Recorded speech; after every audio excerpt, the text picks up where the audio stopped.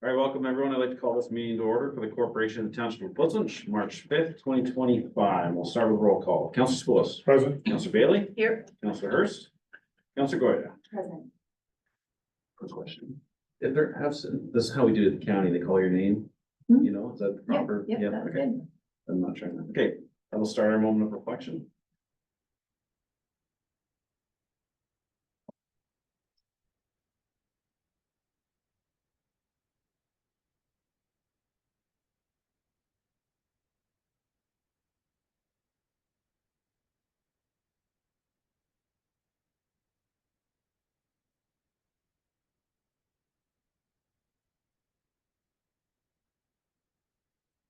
This is our moment of reflection. So I actually have confirmation of the agenda, please. Yes, the council approves the March 5th, 2025 agenda and addendum as circulated. And the council approves the addition to the agenda as follows: consent item 6.1.3, questions received from council and the corresponding responses provided by staff. Can we get a move for that? Councilor Bailey, Councilor Spoulos, any questions or comments? All in favor? That's carried. Any disclosure of pecuniary interest today? Do I need it to close for a public meeting tonight or just not show up? What's cleaner? I'll disclose pecuniary interest for the public meeting tonight at 7 p.m. in Sure. regards to the WDD Main Street application. And general nature of the pecuniary is that I live adjacent to the application lands or applicant lands. And maybe we can get a form later. Yep, Fill that for out, sure. please. So Councilor Hurst, I believe, will be chairing the meeting in my absence, and I believe somebody's going on the hot seat too. You'll do fine. I'm quite confident, so enjoy. All right. I believe we are going on to correspondence item, the 10.1 first. No, this is 10.1. On my agenda, I must have the old one, it says community safety zone. Yes, we're gonna go to 10.1, you're right, it's positive up here. So I'll have Dots and Don come join us at the hot seat. Yeah, this is wrong. This is right, but my agenda. Yeah. On my slides, I neglected to include contact information, so if anyone has any questions that they'd like to follow up with, you know how to find me. I find you. Thank you. Yes, sir. You used to sit behind me. We could move. That's right. Always good to have Bobby. All right, well, welcome. Thanks for joining us today. And what was our request? It's always good to see you guys from the county and get in person. So thanks again for coming and whenever you're ready. Pleasure to be here and through you, Mr. Mayor. Here to give an update on the 2025 happenings for solid waste services. It's turning out to be a very busy year, and there's lots of changes in the solid waste world, both at the county and at a larger level in the industry. So as per the request here received by us, I'd like to give an update and happy to take any questions at the end or through it. It's not too long. So please go ahead.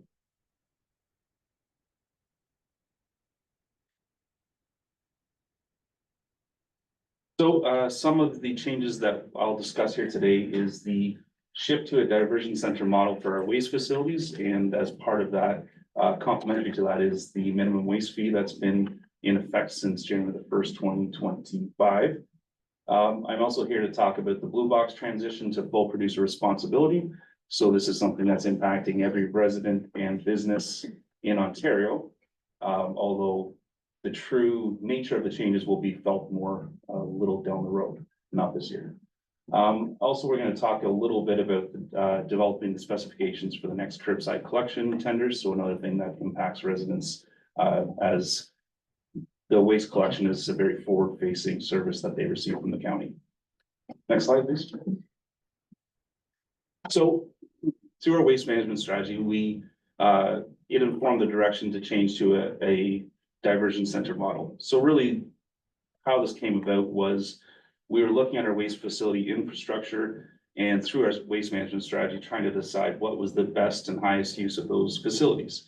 There was some redundancy occurring as many residents were choosing to bring their household waste to waste facilities rather than using the curb. And so we thought that if we could encourage individuals to use the curbside service, which is being paid for through taxes, then these sites could be used at a higher at a higher purpose, which is to divert as much stuff from our landfill as possible. So that was I guess, the genesis of the minimum waste fee. When I call it genesis, it's not like it was some brilliant idea that we had. It's actually a very common fee.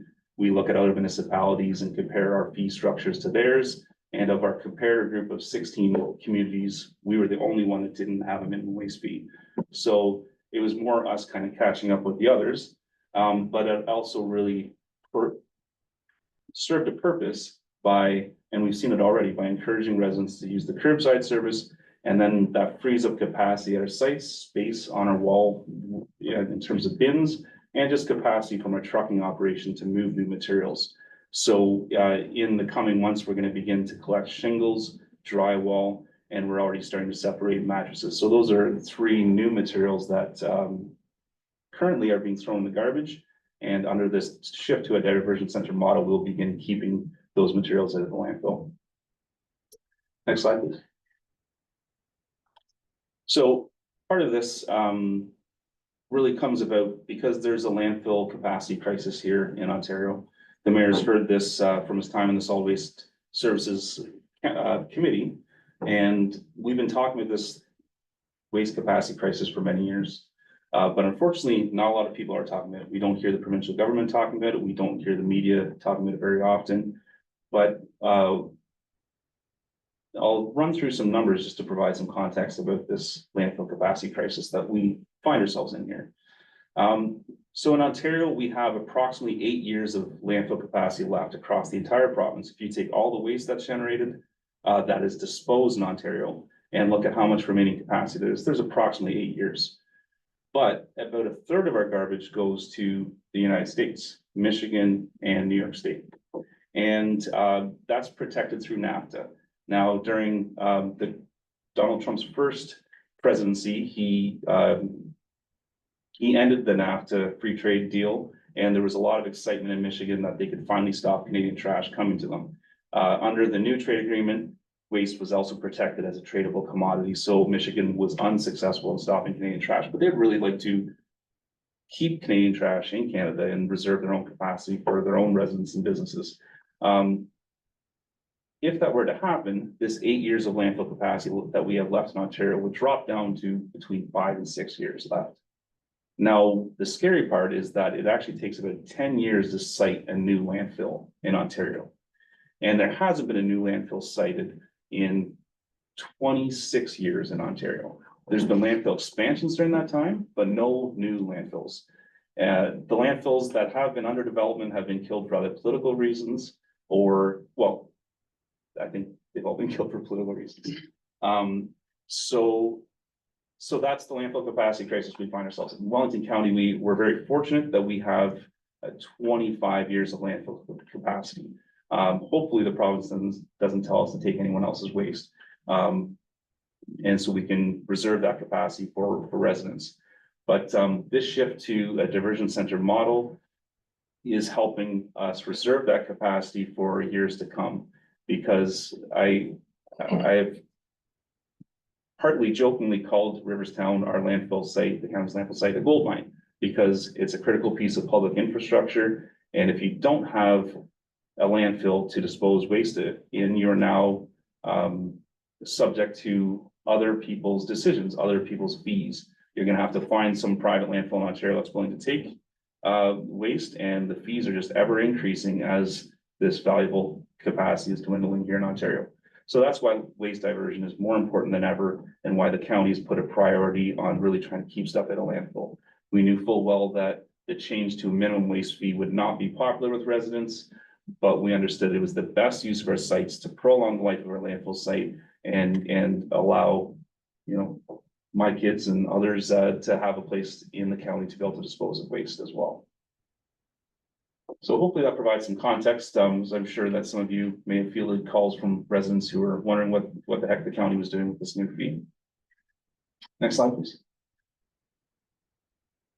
So the next thing I'm here to talk to you about is the transition to full producer responsibility. So this is something that has been in the pipeline, in the works for 15 years or more. So the current regime that the county operates under and that municipalities are transitioning out of is that we're responsible for providing recycling services. We pay half of the cost of our full costs. Every year we do a great big audit and submit our full costs to a quasi-governmental organization. And then the other half of our costs are paid by the producers of the materials that go in the blue box. So we call it the producers of printed paper and packaging. And so what's been happening over the last 2 years is, as a result of provincial regulations, the cost and responsibility for managing residential blue box systems is shifting to those producers. So they have been paying half the cost, and as a given municipality transitions to full producer responsibility, then the producers are now covering that entire cost. So this has been happening in stages over the last 2 years. This is the final year that Communities Ontario are transitioning to full producer responsibility. The county's transition date is coming up this July the 1st. And at that time, solid waste services in the county will no longer be responsible for providing recycling services. And we will no longer, taxpayers will no longer be paying those costs to do that.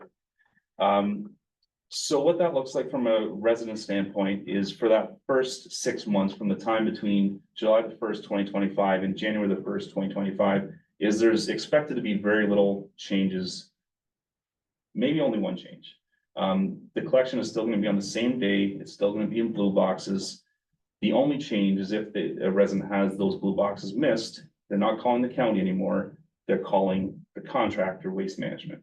So Waste Management has one, so those same folks who are providing, servicing our collection contract, won the bid to provide recycling services for Guelph and Wellington County under this producer responsibility regime.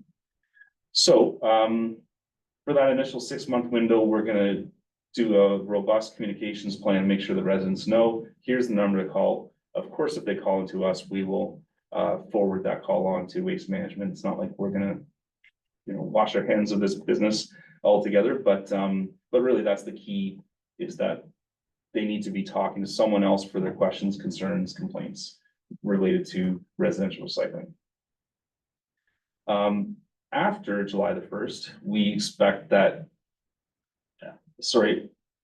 after January the 1st, 2026, it's now fully the responsibility of the producers, and they can change the program any way they like. With 30 days written notice to the producers, the contractor can change routing, can change the days of collection.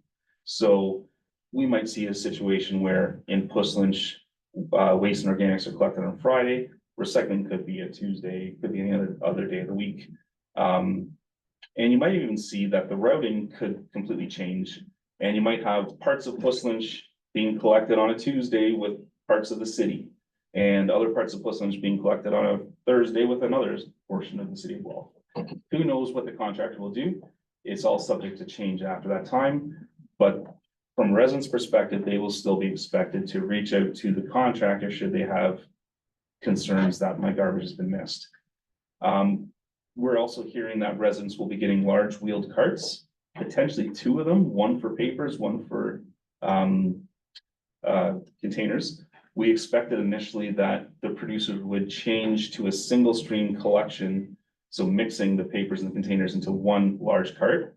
But it sounds like, from what I'm hearing, it's going to be maintained as a sorting system, a 2-stream system, which residents are currently using. The difference is they'll be putting the materials in wheeled bins rather than blue boxes. Is there any indication on if there'll be costs to the homeowner for those new bins, or will they be provided by the producer? I would be shocked if they tried to push costs on a resident. The only way that, in my mind, would be if a resident says, I need 3 carts. And they might say, well, we're only giving you these 2. We're going to collect you with enough frequency that are a big bin.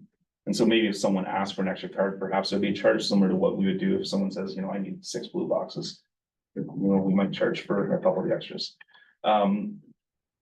So yes, and at that time, January the 1st, we're expecting that new materials will also be able to be put in the blue box. And so this is part of the benefit, is that there's going to be a standardized blue box program across the province where, you may have a situation where you work in one community and live in another, and you find that there's different set of requirements, or you've got a cousin or a relative who lives in a different town and they do things completely differently. Well, it's gonna be standardized across the province. From what I'm hearing, things like plastic grocery bags, like Tim Hortons cups, will be allowed to be recycled under the new system. So growing the blue box is a benefit, of course. There's gonna be some economies of scale for the producers to be able to communicate to all the residents at once around requirements and what's allowed, what's not. So, you know, it's a good thing. It's expected in Wellington County to save $2 million a year, as those were our costs to cover half of the cost of recycling.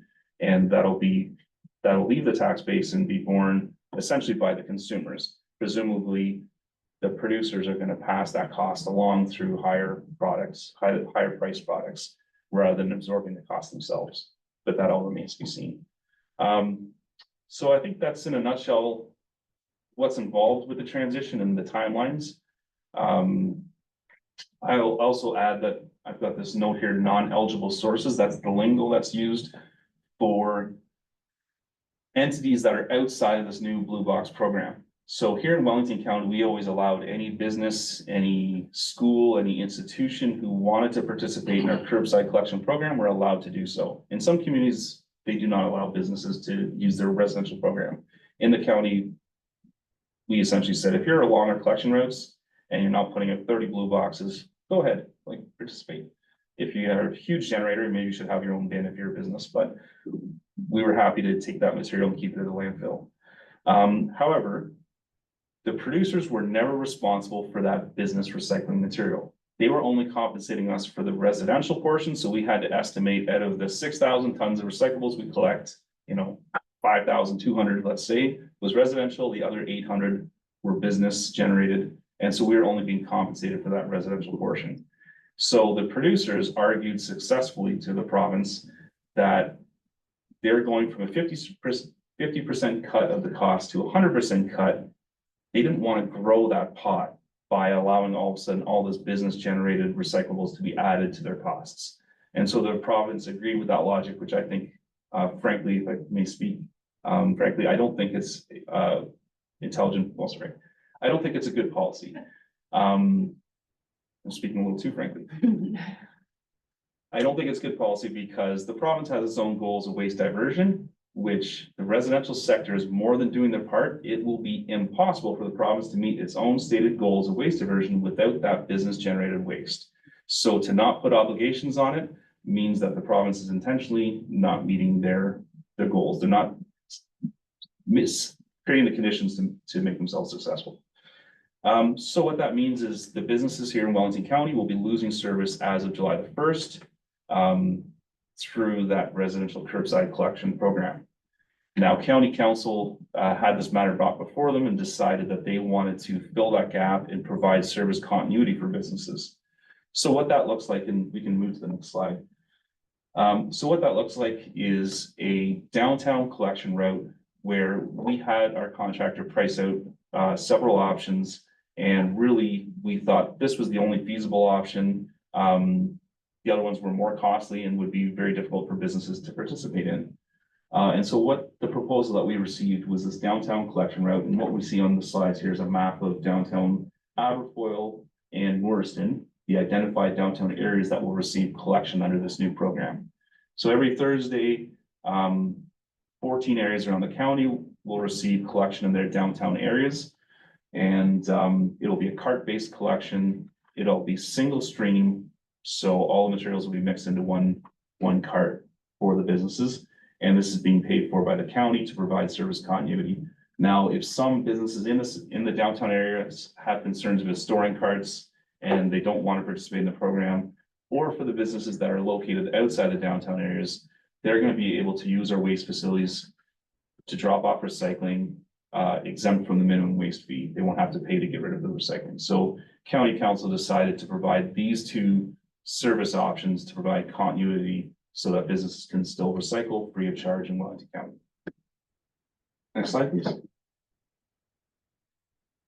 So I'm moving on to the next topic. If there's any questions on the transition, I'd be happy to take them now. We'll just wait till the end. Sounds great. So every 7 to 10 years, municipalities need to look at curbside collection contract that they have, which provides those curbside collection services to residents.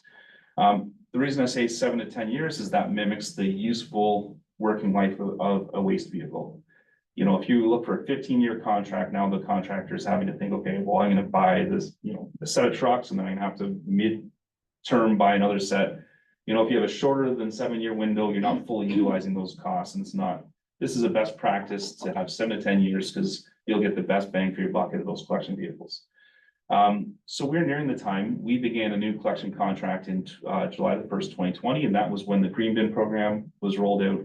That was when the service expansions for rural residents were released, where rural residents could now set out at the end of their own driveway instead of having to walk. Some of them were walking materials across the road, and they also received weekly services for recycling and green bin, as opposed to the bi-weekly service under the old contract.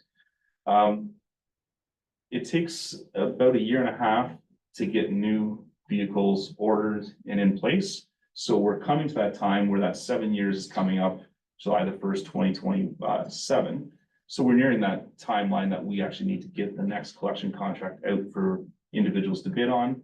And so this year, we're gonna start to, Solid Waste Services will come up with recommendations to County Council for how that next curbside collection looks.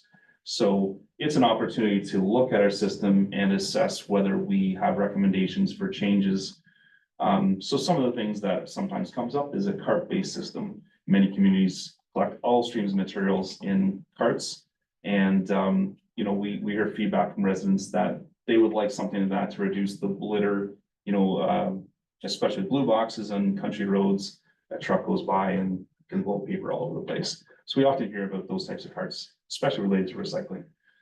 And it might be an opportunity to alter the days of collection. Members of council might be aware that in recent months, there's been some challenges. Our contractors had some issues with staffing and with equipment, and it has led to, on many days, there's, you know, several roads that are being incomplete. They're simply running out of hours that they're legally allowed to drive in a day because they're short-staffed and short equipment. So maybe the county should consider 5 days a week collection rather than 4, so they can spread that work out over 5 days. And people won't be running out of hours they can legally drive in a day. So it's an opportunity for us to look at our system and recommend potential changes. So I'm just flagging that as, you know, it's not an opportunity that comes along every year. It's every 7 to 10 years, and it shapes the next 7 to 10 years for how those services look. Next slide, please. So the last thing that I'm talking about is leachate treatment. It's not a service per se. It's not something that residents have any contact with, or most of them spend any time thinking about. But it's an important thing to the county. For this year, we're hopefully going to advance some decisions and get some direction to proceed one way or another with some sort of leachate treatment option. So I'm flagging this not as a service issue for residents, but it's a tax issue. Because some of the alternatives are significantly higher priced than the preferred option that we're currently exploring. So modern landfills, what we're looking at here, this collage of pictures, the top left is looking at the old portion of the landfill, that large kind of dirt diamond shaped feature in the center of the photograph is phase 1 of the Riverstown landfill. Today that would be, well, today it's covered in snow, but if it were summer, it'd be covered in grass. It's now closed off, and we've moved outside of that frame to phase 2. And what you see is the other pictures are phase 2 being developed several years ago. And so the county inherited or took responsibility for 16 landfill sites in 2001. None of those, they were all natural attenuation landfills, which means the leachate percolates into the water table where it dilutes. We do a robust water quality monitoring on our property and neighboring properties to make sure that there's no off-site impacts. And that was the standard of the day. But the modern standards are having what's called a sanitary landfill. There's expectations that you're capturing the leachate, which is essentially the water that comes in contact with the garbage, and it picks up some of the nasty stuff from the garbage, and then you're treating it at the end of the day. So we're exploring several options. Bringing the leachate to a wastewater treatment plant in Mount Forest, which is 13 kilometers away from our landfill in Wellington North. That would be the preferred option. We looked at a 25-year term and our costs over 25 years if we're able to get the leachate, if Wellington North agrees to accept it at the wastewater treatment plant, and we're transporting it there either through a force main or through trucks, and we're looking at about $10 million in costs over 25 years. If we are not able, if we're not successful in bringing leachate to that wastewater treatment plant, the next preferred option would be to likely would be to build our own mini wastewater treatment plant on site. And those costs are essentially double the preferred option, $21 million over 25 years. And if we have to look at if for some reason that's deemed to be unfeasible and we look to transport the leachate off of our property outside of the county, because there isn't really wastewater capacity anywhere else in the county, we'd be looking at Guelph or Waterloo or Peel region, and assuming we could find some partner to take that material, we'd be looking at probably about $50 million in costs over that 25 years. So it's significant numbers, and the numbers kind of double as you leave the preferred alternative and you move to the next preferred alternative, and then finally the least preferred alternative. In each of those, the costs are doubling. So just flagging it as an important thing for the county that we're working on this year. Again, it's something that I don't think you're going to hear in the Tim Hortons coffee shop as people banter about their services, but it's important to us in solid waste.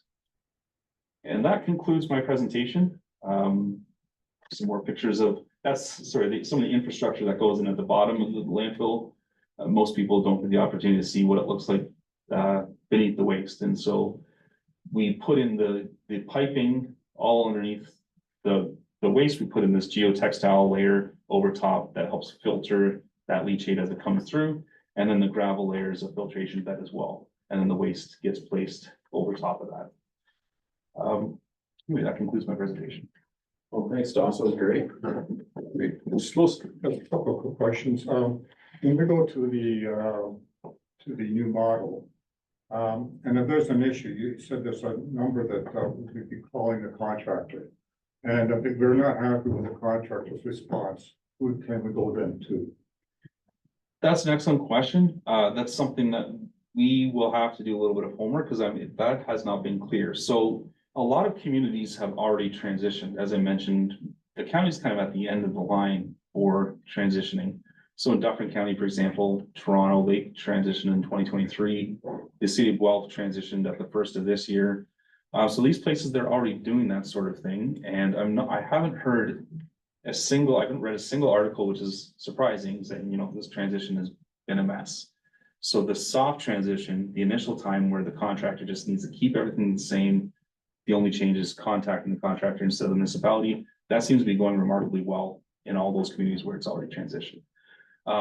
And I haven't heard those types of anecdotal stories or media stories that are saying, this contractor doesn't care about the residents, they're not going back to collect the stuff they missed, or they're being rude to them. Like, I just haven't heard those stories. But I'm sure that's a potential possibility. So I don't know the answer if there's some sort of arbitration system or how do you escalate beyond the contractor. But presumably Circular Materials is the producer-led organization. They call it a producer responsibility organization, a PRO. They're really overseeing, there's several pros, but they're playing the lead on this. And they're the one who are issuing all these tenders to the waste manager. So they're the boss, essentially. So presumably there will be some sort of number at Circular Materials that you can contact and say, my contractor, they miss me every week. When I call and complain, they say, tough luck. I think there will be a number that we can escalate or tell residents that here's who you need to contact, but I can confirm that for you. Last question. Shingles and drywall. If I'm doing work on my house, I got some shingles on drywall, just take them to the waste management site and that's it, nothing special. Yes, that will be the case soon. We haven't yet put in the bins or bunkers. So essentially we're reaching out to different partners right now to find the best, lowest cost and best service model to come in and pick up those materials. We're trying to figure, do we use our transfer stations to bulk the material and transport everything to Riverstown so the contractor can come with a big truck and take it all at once? So there's still some logistics we're working out, but yes, in the coming months. At all of our sites, including Aberfoyle, there will be either a bin to dump into or to place materials in, or a bunker that you could tip a trailer full of shingles into, and those materials will be sent to be processed and recycled. Great, thank you. Ms. Bailey? Yeah, thank you. Yeah, the capacity crisis is a little bit of a concern, isn't it? Sure is. So thanks for bringing that to our attention. But you had said the county at this point has about a 25-year capacity, Yes. so we're sitting in a better spot, but 25 years is really not. Well, our population is small, relatively speaking, and so, yes, the amount of waste that the county is generating, it should last 25 years approximately. Just to put that into perspective, though, there's a large private landfill that I toured in, Thorold, down in Niagara region, and they take more waste in 1 year than we will take in our 25-year lifespan. Wow. So, so it sounds like, oh, wow, like Ontario's running out of waste capacity, the county's got so much. Well, we've got a lot for us. Mhm. It's not like we can Sure. sell our space to others or it disappear very quickly.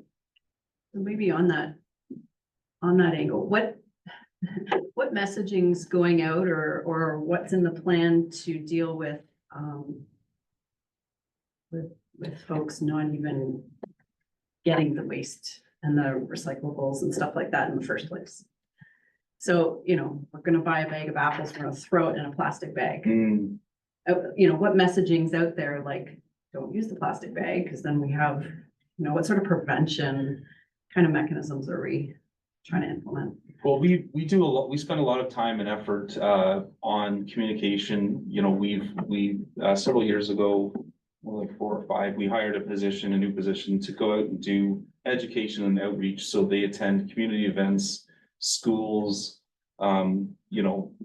any kind of clubs. We get all kinds of requests from people, seniors clubs, church groups, you name it. And we come in, we do presentations. We really push the benefits of waste diversion. So, using the green bin, what we see in the towns is we see quite robust green bin usage. In the rural areas, it's much less, which is not surprising, as people, have a compost pile that they may choose to use. So we're really trying to push to people that the green bin will take things that you wouldn't want to put in your compost pile. You're not gonna throw a bunch of animal bones and other stuff that might get disturbed by raccoons or wildlife, and parchment paper, paper towels, all kinds of stuff. So we're really trying to push that the programs can help you divert a lot out of your household trash. I'm hearing from some families that since the green bin service was initiated, they went down to 1 bag a month of garbage. And so we're really trying to push to people, educate, and try to get them to use our services.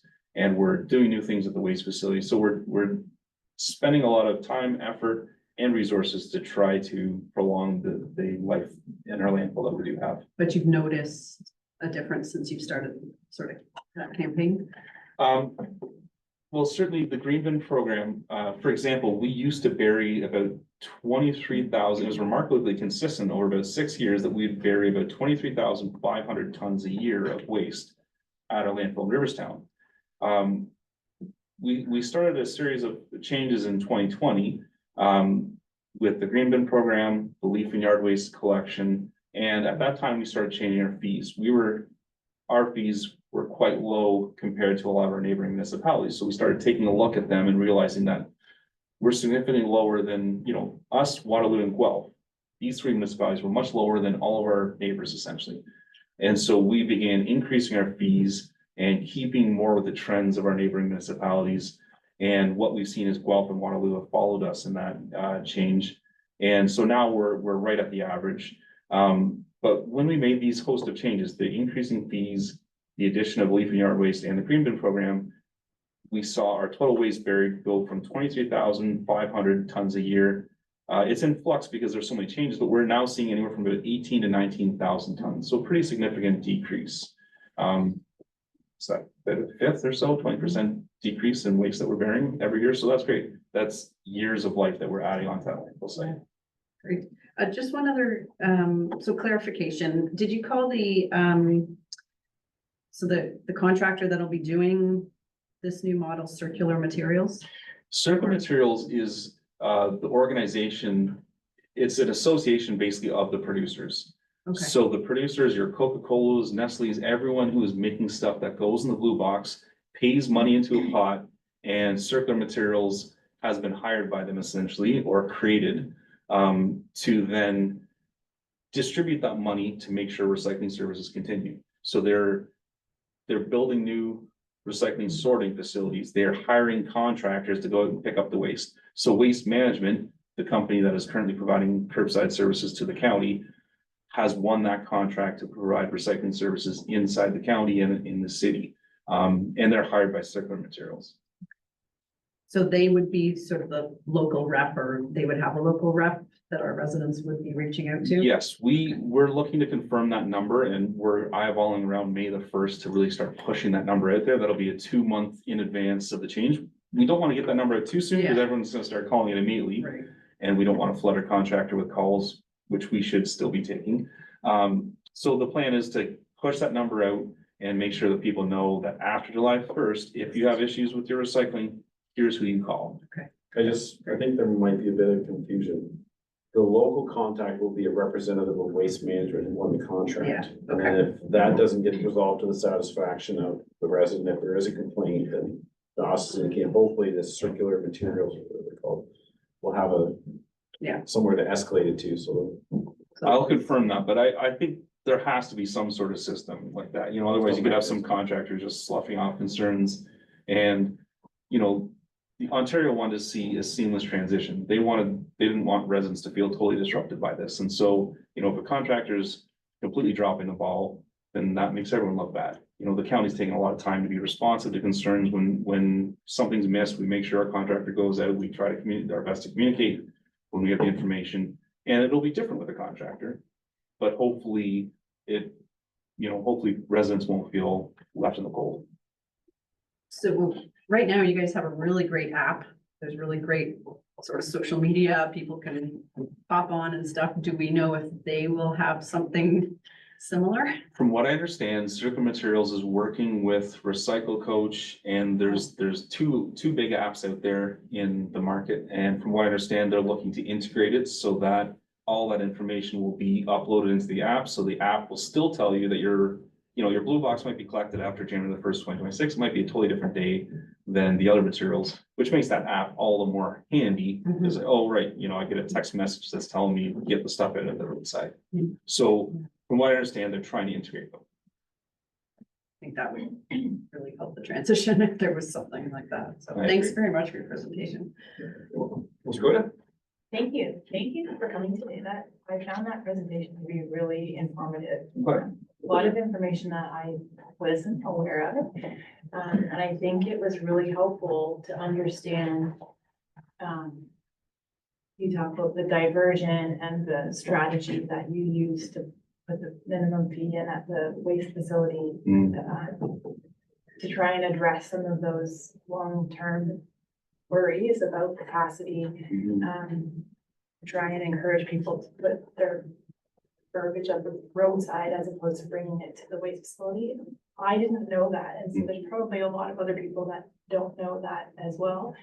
And probably see that minimum fee at the facility as, this is just a cash grab, but it's really not. It's in the best interest of everybody to,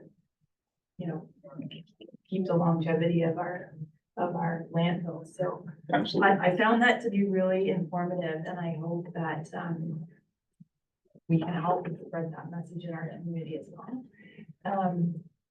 On that note, I was just wondering, since the time that minimum fee has been put in place, has there been, that you're aware of, a noticeable increase in like dumping ditches and things like that on the side of the roads? I would say not a significant increase, but we have heard feedback. Now Don convenes a meeting periodically. I don't know if it's annually or semi-annually, but semi-annually. He meets with the public works directors from all of the county's member municipalities. And that was one of the questions he put to them is, if you see an increase in illegal dumping after we initiate this fee, please let us know. And, we heard a couple comments that there's been a bit of an increase, but, other people were asking, say, no, it seems the same. And what we suspect happened is, you know, that first weekend or two, the first time the resident came to our sites and learned of the fee and learned that they weren't gonna drop off that yellow bag for free anymore, some of them left quite upset. And we heard comments like, well, I'm gonna find a place to drop this. And so I suspect that if there was illegal dumping after the fact, it was kind of on the way home after that first trip.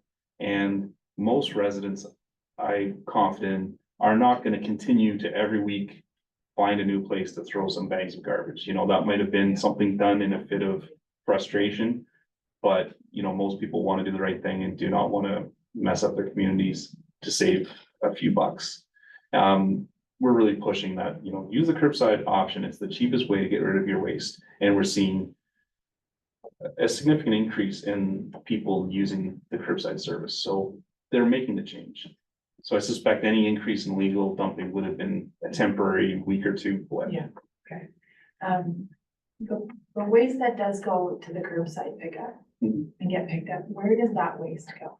That garbage goes to a Riverstone landfill in Monsignor. So, sorry, I'm gonna change gears just a sec. So for once the full producer responsibility kicks in, July 1st. Mhm. You mentioned, so there will be a reduction in costs, and you mentioned $2 million a year, is that right? Yes. So is there an intentional place where those savings will now go? Will those savings now go towards finding the solution for the leachate like you spoke about? Is there, what will happen with those savings? So I'm gonna answer that in a couple of different ways. Essentially, you could look at it, so sorry, there wasn't an intentional choice to say, you know, some communities said the savings from our recycling costs are gonna go to other environmental or sustainability initiatives. Some municipalities made a conscious decision to allocate those resources in those types of ways. There wasn't a conscious articulated decision to do that, but you know, we did increase our services, the downtown collection service, as well as allowing businesses to use our waste facilities for recycling. And not only that, but we're gonna allow residents to continue to use our waste facilities for recycling. We don't need to do that anymore. It's likely that we won't be compensated by the producers for letting residents do that. So you could say that some of those savings are being allocated to continue to support recycling. We are taking on new costs to divert and process those shingles, drywall, mattresses. So again, right at the same time, we're adding in some new costs to increase diversion. So in that same year that some of the costs are coming off the books from recycling, we're adding in some new costs for waste diversion. So in a way, they are somewhat paying for them. It's just, it wasn't vocalized specifically, you know, that money should go here, but in effect, that's what's happening. Now the remainder would essentially be lowering the tax impact on residents. So without, if we were still responsible for recycling, we'd have another $1 million on this year's county budget that would have to be raised through taxation, and another $1 million in next year's, because essentially the transition comes for the county midway through the year. So there's $1 million of savings this year and $1 million of savings next year. And then of course, every year, that's $2 million that is just off our books that we would have been paying otherwise. I guess just like simple math, I would like, if you're saving $2 million a year and the leachate facility is gonna cost $10 million in 20 years. Is there kind of like an even offset, but it sounds like it's more complicated. Yes, essentially that's lowered the tax levy, those money coming off the books. And once we have a leachate solution in place, you know, we're gonna have to budget for that accordingly. Okay, fair. I think that is all my questions. I just also wanted to say, from the business community's perspective, I think it will be really well appreciated that the county took the position to continue service, at least in the settlement areas, but for those businesses that don't fall within those settlement areas, that there's also sort of a mechanism for them to be able to bring that recycling to the landfill, or to the station and, not have to pay for that. So, thank you for taking that into consideration and putting that into place. I have a few questions here. They're kind of all over the map, but just on that most recent discussion, I don't know that the money saved from the recycling, what that's going to be allotted to has been fully baked yet. There's a lot of moving parts, so that isn't necessarily going to be a levy reduction. And I'm specifically speaking to the business support for recycling. I heard you say it's gonna be carts. I've heard other discussions. Some individuals may want it. Not totes, but small boxes. I'm here, neither here nor there. I think it's a great idea to support the business. So if we go to carts, but that costing hasn't all been hashed out, and even, I'm gonna put this in the room. Maybe it's something we analyze, we go in-house, and if we're paying a contractor to build new trucks and to go to a new cart, well, we're gonna end up paying for that through the contract anyways. Maybe these are discussions we need to have, that we build our own trucks and own staff, and I don't, like, there's a lot of moving parts, and because that money is in the budget, then that's something we can utilize, but, I wasn't quite as familiar with the costing on the leachate component of it, so there's another great example of what it could be, so I think we gotta stay tuned, but, we're in this transition period, and I appreciate the council asking about the complaint process, because I have raised it at county, just thinking it through, what's the mechanism, at the local level, then there needs to be something, you can escalate it, so you're on that, I'm glad to hear it. One observation I made the other day driving, I was going out 34 towards Halton Region, and I noticed their waste was out at the driveways of residents, and they still had the handheld carts. And I don't know if I can say this, but Don knows I like to do this. I believe one of our contractors said they're not willing to bid on a hand collection type system. And then I saw this private contractor, and it appears to still be doing the hand cart collection. So I don't know if Milton has transitioned already. It sounds like we're kind of late in the process. Or maybe they're still where they just assume the current system. I don't know. But maybe there's an opportunity to reach out to them, see if there are other municipalities close by that are using a contractor that's still on the handheld. Yes, there would be. So what you're referring to is our contractor Waste Management, only bids on automated collection contracts now, which is a cart-based, like a automatic arm that goes and grabs the cart, dumps in the top of the truck. They had to get an exception. They had to reach out to their head office in Houston to get an exception to bid on our contract. And so they bid on ours as a manual collection contract. That's where they're picking up the bags of garbage, flinging them in the truck, dumping the blue boxes, picking up the green bins and dumping them. But they basically said this will be the last contract that we bid on that's a manual collection. The corporate direction is move to automated collection. It reduces injuries. It's easier to retain drivers. There's lower insurance costs. So that's definitely the trend. That's where the direction a lot of communities are going in. And so if we release another bid, another tender for a collection contract, and we require it to be a manual collection contract, our current contractor won't bid on it. They told us that. There are still companies bidding on manual collections. So maybe it's Miller Waste, maybe it's Mterra, Green, GFL, Green for Life. There's other companies out there. Some of them are still doing manual collection. Over time, I think that's going to be more and more phased out. We're just seeing it. It's hard for these collection companies to retain drivers. And part of the reason it's a tough job jumping on and off that truck 1,000 times a day, slinging bags of garbage, when you could use a joystick that's doing the work for you. So we're going to look at that as part of our collection contract, and staff will come up with a recommendation. And of course, committee and council will choose to follow it or send us in a different direction. Good, perfect. Well, I'm glad to hear you. I knew you'd be aware of it, but it was just an observation that I had. So I had flipped, I believe an email came through about the recycling for the business sectors, and I asked you for the mapping you provided. Thank you for that. And I contacted some businesses in Aberfoyle that were in that mapped area. I don't believe they understand where we're going, so I'm actually going to take one of your cards because I'll deliver it today, because I was messaging them this morning, and they said, oh, a representative came in from the county to talk to me, and I told them, no, it won't fit for us. I said, well, do you know if they're going to carts or if they're going to bins? And, oh, I didn't ask that. Like, well, you need to ask that because this is something that, you know, the county's trying to support businesses and you just kind of shoot them away. So I want to go back and say, maybe you should reach back out because again, I don't know if we've decided if it's carts or bait or the traditional collection style. Anyhow, so I'll move on. I want you to speak about in 2020, 2018, we had capacity and how many years we gained through that diversion. And I'm sorry to put you on the spot, but it was pretty substantial. I mean, I know you've already touched on it, but it's important to know how many years we've gained from that and maybe we can even do better. Well, I think with the impact of those decisions that were made when you were on the committee and those impacts were realized with that new contract beginning in 2020.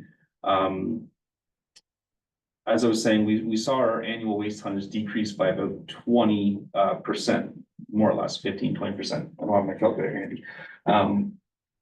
And so if you look at years of life, I think originally at one point, phase 2 of Riverstown was expected to be a 15-year landfill site now. And now our current estimates are up at 25 years. And so that's a combination of just less waste coming in and greater diversion programs that are siphoning off that waste. So I would say that the decisions that have been made in the last 10 years have yielded about an extra 10 years of landfill capacity. That's great. Also, by removing the green items out of what was being landfilled, does that not also reduce the amount of leachate produced? It does. Organic materials, when they break down in a landfill site, they do two things. One of them is it creates liquid, which the more liquid, the more leachate you have. But they also then release methane gases, and methane gas is one of the most potent greenhouse gases out there. Carbon dioxide, for example, is the most commonly referred to greenhouse gas, but methane, depending on how you want to look at it, is 20 to 100 times more potent than carbon dioxide. And it's just the way it has a much longer life in the atmosphere. So when organic matter breaks down in an oxygen-starved environment of a landfill mound, it releases methane, which is a very potent. I think landfills make up about 10% of Ontario's total greenhouse gas emissions. And so by having organics programs, you are significantly reducing the amount of methane that's released. All good news. I'm hoping that when this transitions to full producer responsibilities, I know you and I have had a couple of these conversations that, and you touched on it here, is that maybe the west side of, the township could be with the west side of the city of Guelph, and this could be carved up, which could be problematic. But my note was, if you could look at coordinating, our pickups for the materials we're responsible for with when they come to do the recycling, but that's gonna be even more of a headache if the township's carved into 3 pieces. Not likely. If we get super lucky that they can do the township the same day they do the city, then maybe, I don't know, but that would be nice, because then it's one less day for the residents to remember to be putting out their materials and. Well, that comment came up with Solid Waste Services Committee in January. Someone made the comment like, geez, it'll be frustrating for residents to have 2 different days. It'd be nice if they were aligned and maybe the county could buy our own trucks to make sure that it's lined. I mentioned that to our contractor, that comment. And her first reaction was, you don't want to get in the curbside collection business. It's a tough business to be in. But her next comment was that they, as the contractor, can change the day of collection with 30 days written notice. So we could make all these, restructure our whole routing to say, let's have everything collected in Plymouth on a Thursday, or keep it Friday, for argument's sake. And the producers would say, you know what, we don't like this routing, 30 days notice, now they're collecting Plymouth on a Tuesday, or they're carving it up and they're doing part of Plymouth Tuesday, Wednesday, so I wouldn't recommend that the county try to mimic the collection schedule, because it could be changed with only 30 days notice. And it would take the county a heck of a lot longer to restructure all this complex routing countywide. Okay. Another thing that I feel is not common knowledge in the community, and it wouldn't be just this one, is due to our sorting style process, there was more material that could be placed in the blue box than say other municipalities. One that I'm aware of is black containers. Because an automated sort, I should let you just speak for, but I want the floor. So the lasers couldn't differentiate between the black piece of plastic and the black conveyor, but ours was a manual process and we also had higher, I guess it would be less contamination rates due to that, so we're sorting out. But what I've noticed in the community, and I don't know if you'll notice now, is you're seeing less black containers when you purchase something. And I feel that's a direct result because now the producers are being held more responsible for their waste. Before, when they didn't have to deal with it, they're like, oh, whatever. Now it's their responsibility, so we're seeing less, which would hopefully lead to more diversion, but kudos to us, or you know, for having that process where we were able to recycle more. So hopefully that trend continues, same amounts. Little off topic, but really down in the weeds. Do you guys know how your trucks are accessing the Plus Lynch landfill site now that the access to concession 4 is closed at the Hamlin? I would guess that, I wouldn't guess. I mean, there's only two options. You get off the new Cloverleaf and then you go, how would you get there? You would have to go over to the county road, go up and across 4, or do they get off at the Claire Maltby and come in? And what do you find your staff are finding the most convenient way to get to the? I'd have to check with my staff. I know at one time they were using Downey and coming in from just west of the landfill. We're almost at Downey Road, which I guess is 35. I didn't want to say which number because I couldn't remember. And so for a while, that was definitely the way the trucks were accessing the site. I haven't asked or heard any updates in some time, so I don't know what they're doing, if they're still doing it that same way, or if they were using it, the Hamlin to access the 4th concession, whether that's apparently that's not an option now. So, I don't I'm know. just curious because, obviously, if they were on 20th Side Road, then we probably would have heard of it by now, but I just know it's just not as convenient to get there, and I was just curious what the habits of people would be to get to the site, especially for heavier equipment kind of thing, so. We want to be good neighbors, and we understand that those are big trucks that come and service those sites, so we always, if we're driving along the 4th concession, they're making sure they're keeping it the speed limit, not using the Jake brake, that type of stuff. Like, we don't want to generate complaints from us just coming into service our site. So we tell our staff to, slow down on these local roads. Most of our sites are on county roads, but some of them are on local roads. And so it's like, keep the speed limit down, don't use the Jake brake, just be respectful. And I don't recall ever receiving a complaint about a county vehicle, so that's just, great, great neighbors and, partners. So lastly, again, thank you for coming down today. I hope it didn't feel like you were being called to the vice principal's office, because that's not the case. It's just you presented very well and a lot of information to council, and then, that's just another method of that information getting out to the community. I feel I'm not alone in being nervous about the transition to full producer and the impacts and things like that. Maybe it's the pessimist in me. I don't know, and it could go very well. And let's hope it goes very well, but it's definitely change, and we all know change in the community, it can be problematic, but you guys have done a great job with this, and I look forward to how we're gonna support the businesses in those, defined areas, and yeah, that's all I have, so. Thanks again. My pleasure, thank you. Guess you're not going anywhere, because Don's gotta, or unless you, I guess. He carpooled. Did you? I'll get carpooled. All right, so do you have a resolution? Receive for information. Councilor Close, Councilor Toya, all in favor? It's carried. All right, Don, I guess you're up next. Community safety zones. Well, I'm not as smooth as Dawson as trash talk, so Yeah. I'm reading from my notes, anyways, It's a great line, isn't it? well, yeah. All right, so thank you for inviting myself here to speak about community safety zones. Next slide, please. Brief agenda for today. I'm gonna provide an overview. Really first talk about the council resolution on the information that you are requesting. And then provide in the overview, provide a background on the county's roadmaster action plan. And then just get right into some of the criteria around community safety zones, the scoring.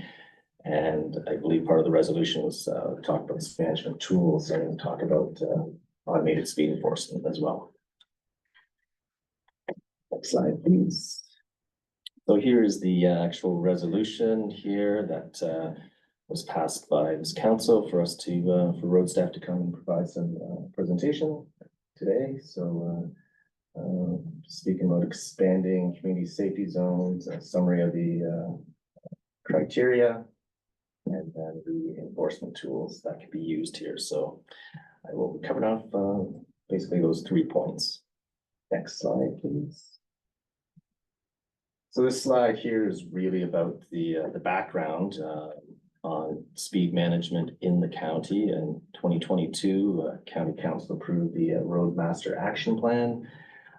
So it was a transportation master plan that looked at the road network right to the year 2041. So it has that big vision type master plan work, but it also had a number of traffic operations and safety assessments that were done as part of the roadmap work. And one of those major study deliverables was the development of speed management guidelines. And this slide here summarizes some of the speed management options that were put in those the speed management guidelines that were developed in the roadmap. So the first category there is all about regulatory modifications. So those are the, I'll say, the tools that the province provides to manage speed on roadways. The second category there is more the engineering side of things that designers can do to change the road environment to help manage speed. And the third category is all about education and enforcement. I suppose the last option is not to do anything, but today we're going to talk about community safety zones and automated speed enforcement, and a couple regulatory modifications that can be undertaken. Next slide, please. So getting right to the criteria, here's the criteria that was approved by the County Roads Committee and Council back in September 2021 as part of the Road Master Action Plan. Criteria was developed by our consultant, Dillon Consulting, who reviewed criteria from a number of municipalities, most notably York Region and the Region of Waterloo, to help us develop this this approach to scoring risk for community safety zones.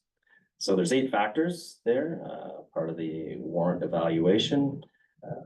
First off, the posted speed limit, the traffic volume, number of lanes, the presence of community facilities, presence of sidewalks, truck volumes, pedestrian crossings, and then intersections and entrances. So really it's about evaluating the road environment, the built environment and the characteristics of the road, and then assigning a score based on high risk, high, medium, or low risk.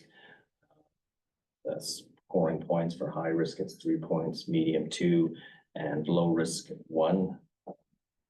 So what was approved by the Roads Committee at the time was a threshold of a total score of 18 out of those 8 risk factors. And that would be classified or warrant a community safety zone designation. That was Dillon's original recommendation. When staff looked at this, we thought, you know, if this risk analysis showed a number of high risk scores, like 3 categories were deemed high risk. We said, let's go with a slightly lower score of 17. As long as there was 3 high risk scores. So that's how we came up with the warrants for community safety zones. Next slide, please. So in using that scoring, the consultant went out and reviewed the urban centers throughout the county, and a total of 48 road segments were reviewed, consisting on 23 different county roads. So they did that scoring review with those 8 characteristics to determine whether a community safety zone was warranted. As you can see at the bottom there, 2 of the urban areas that were reviewed were in Aberfoyle and Morriston, and we reviewed County Road 34, 46, and 36. And based on this review that was completed and approved by County Council in January 2022, 9 community safety zones were approved throughout the county. One of those community safety zones was on Wellington Road 46. Next slide, please. So just to give you some insight as to the actual scoring, how it works, I thought I'd show the examples as what happened here in Puslinch. So the Aberfoyle scoring is shown there for County Road 34 and 46. The 46, well, the scoring for 34 didn't reach the threshold of 18, but the one section of Brock Road, County Road 46 did meet the threshold, and that is, I mean, it was divided up into two segments because of just the difference of the road environment. Evaluate, the road environment beyond the roundabout was two different types of road environment, so it was scored differently. And that's why we have the community safety zone that was established in 2022 on one section of Wellington Road 46. Next slide.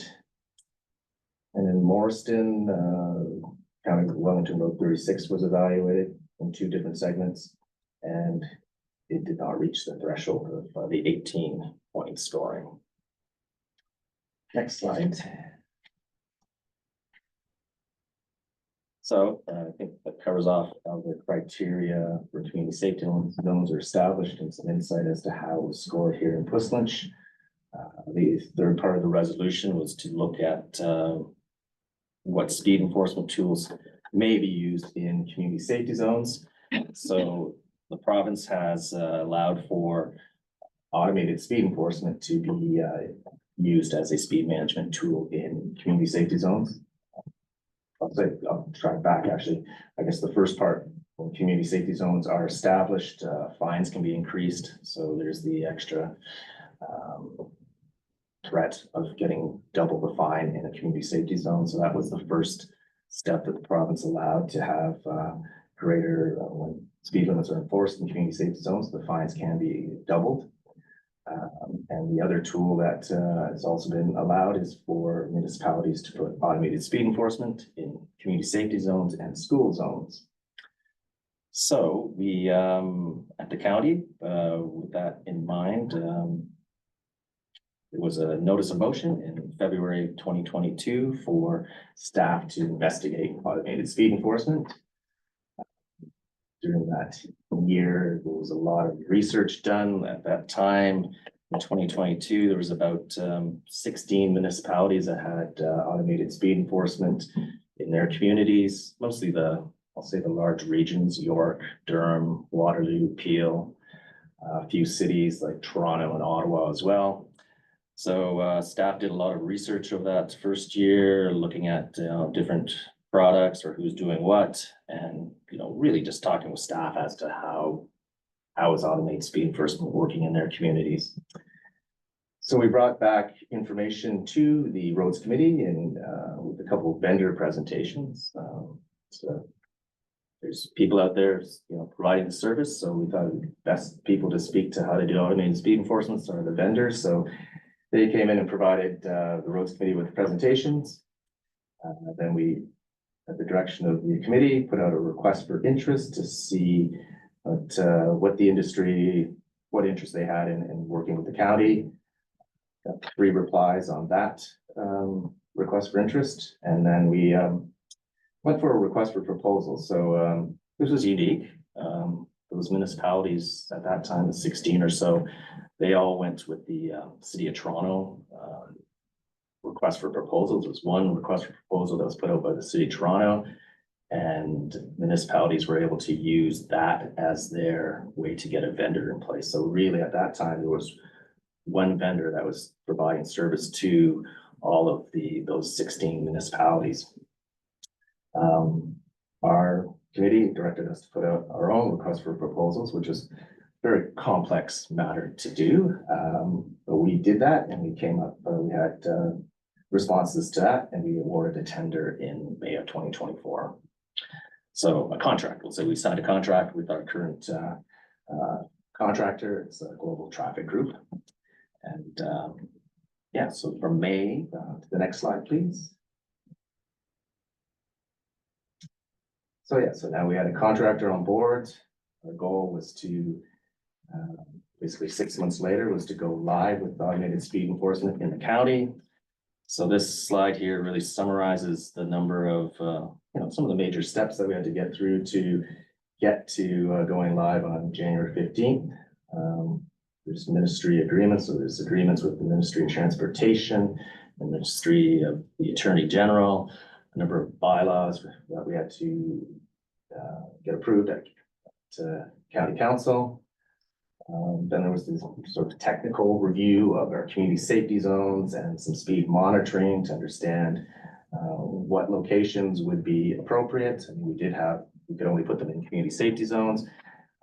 So there was a decision recommendation that staff put forward in September this past fall to do 7 locations, choosing community safety zones one in each of the municipalities. So just so that each municipality in the county could get a feel, an understanding for what automated speed enforcement was all about. This goes back to the contract that we do have with Global Traffic Group.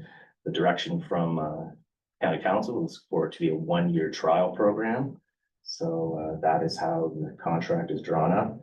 And that's how we're operating. So the idea with choosing those 7 locations was under 1-year trial basis that we will see how it works right across the county.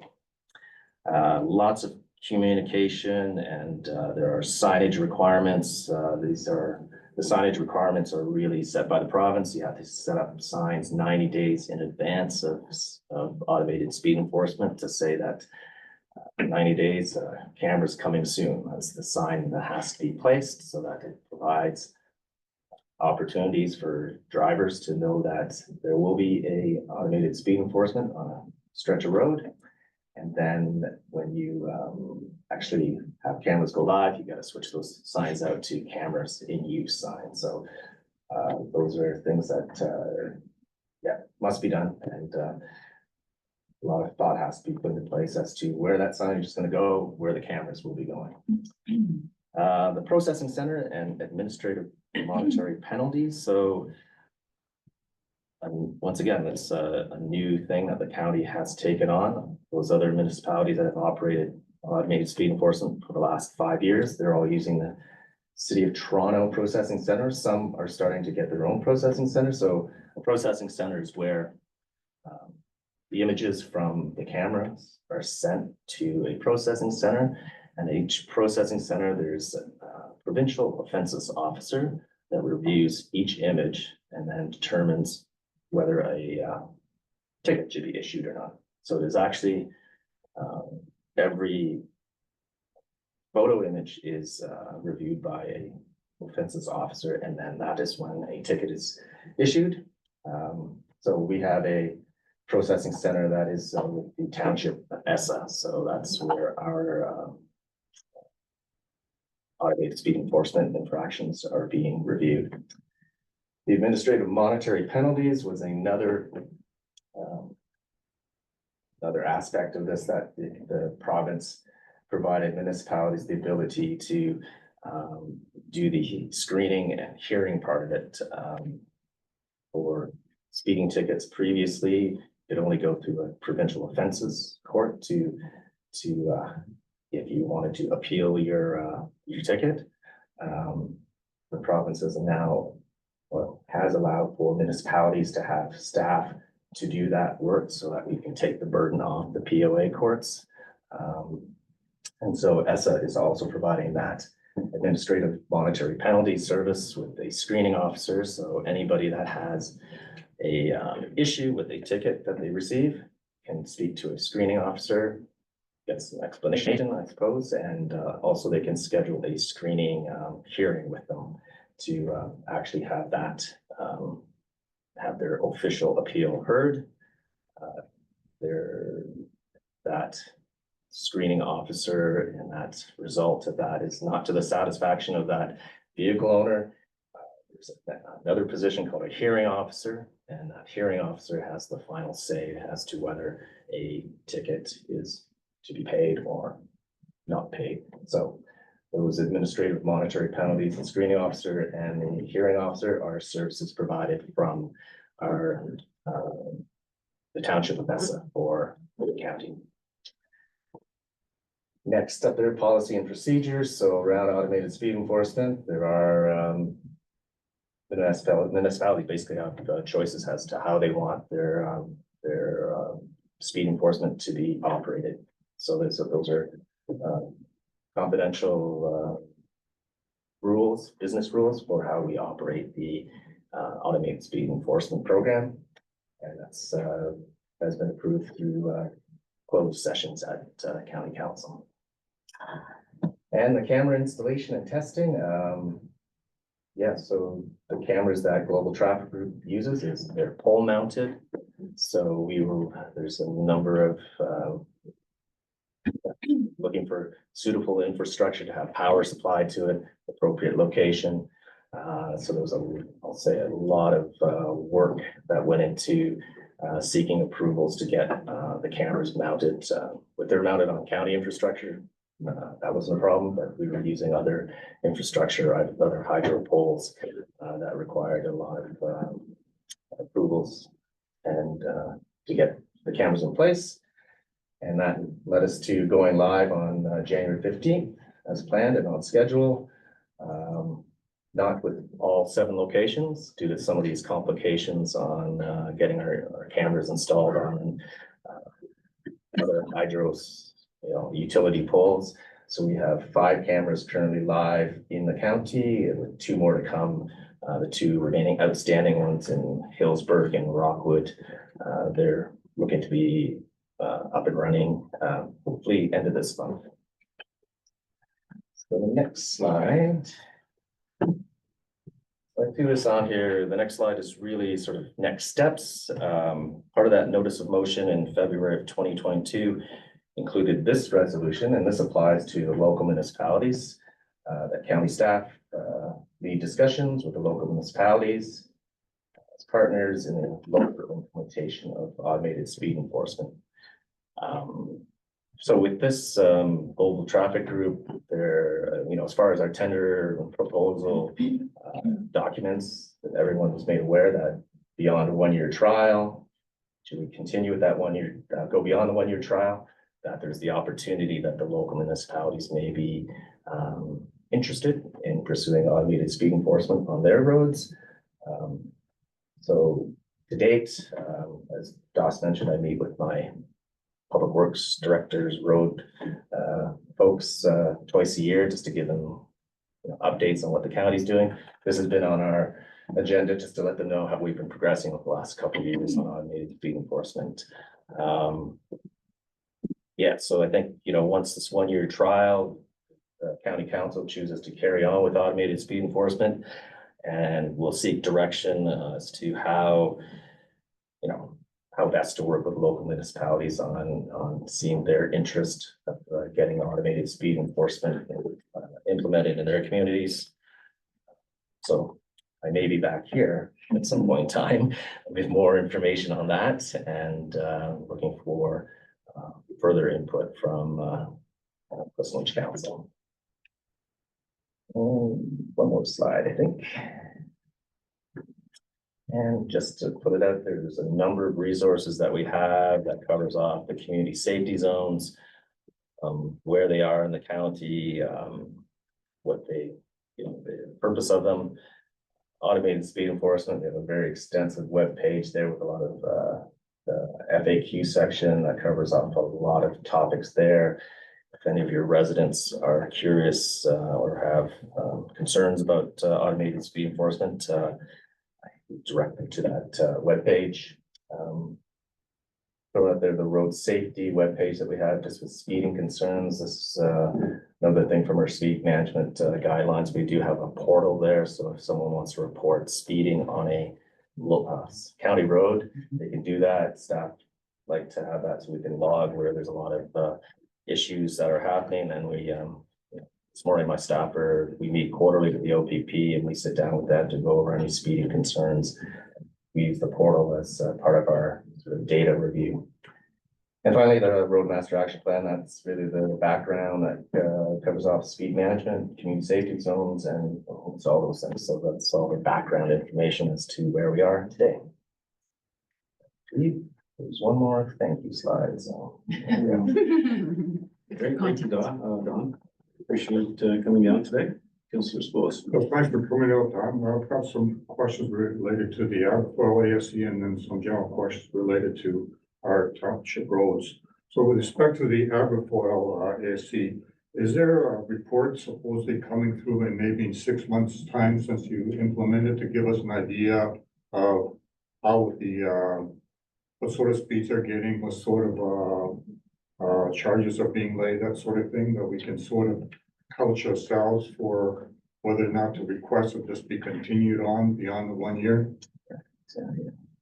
Mr. Mayor, it's a lot of data being generated. I'm sure. Yeah, the numbers are, I mean, and they change every day. Like, there's infractions happening, there's a number of penalty orders being issued.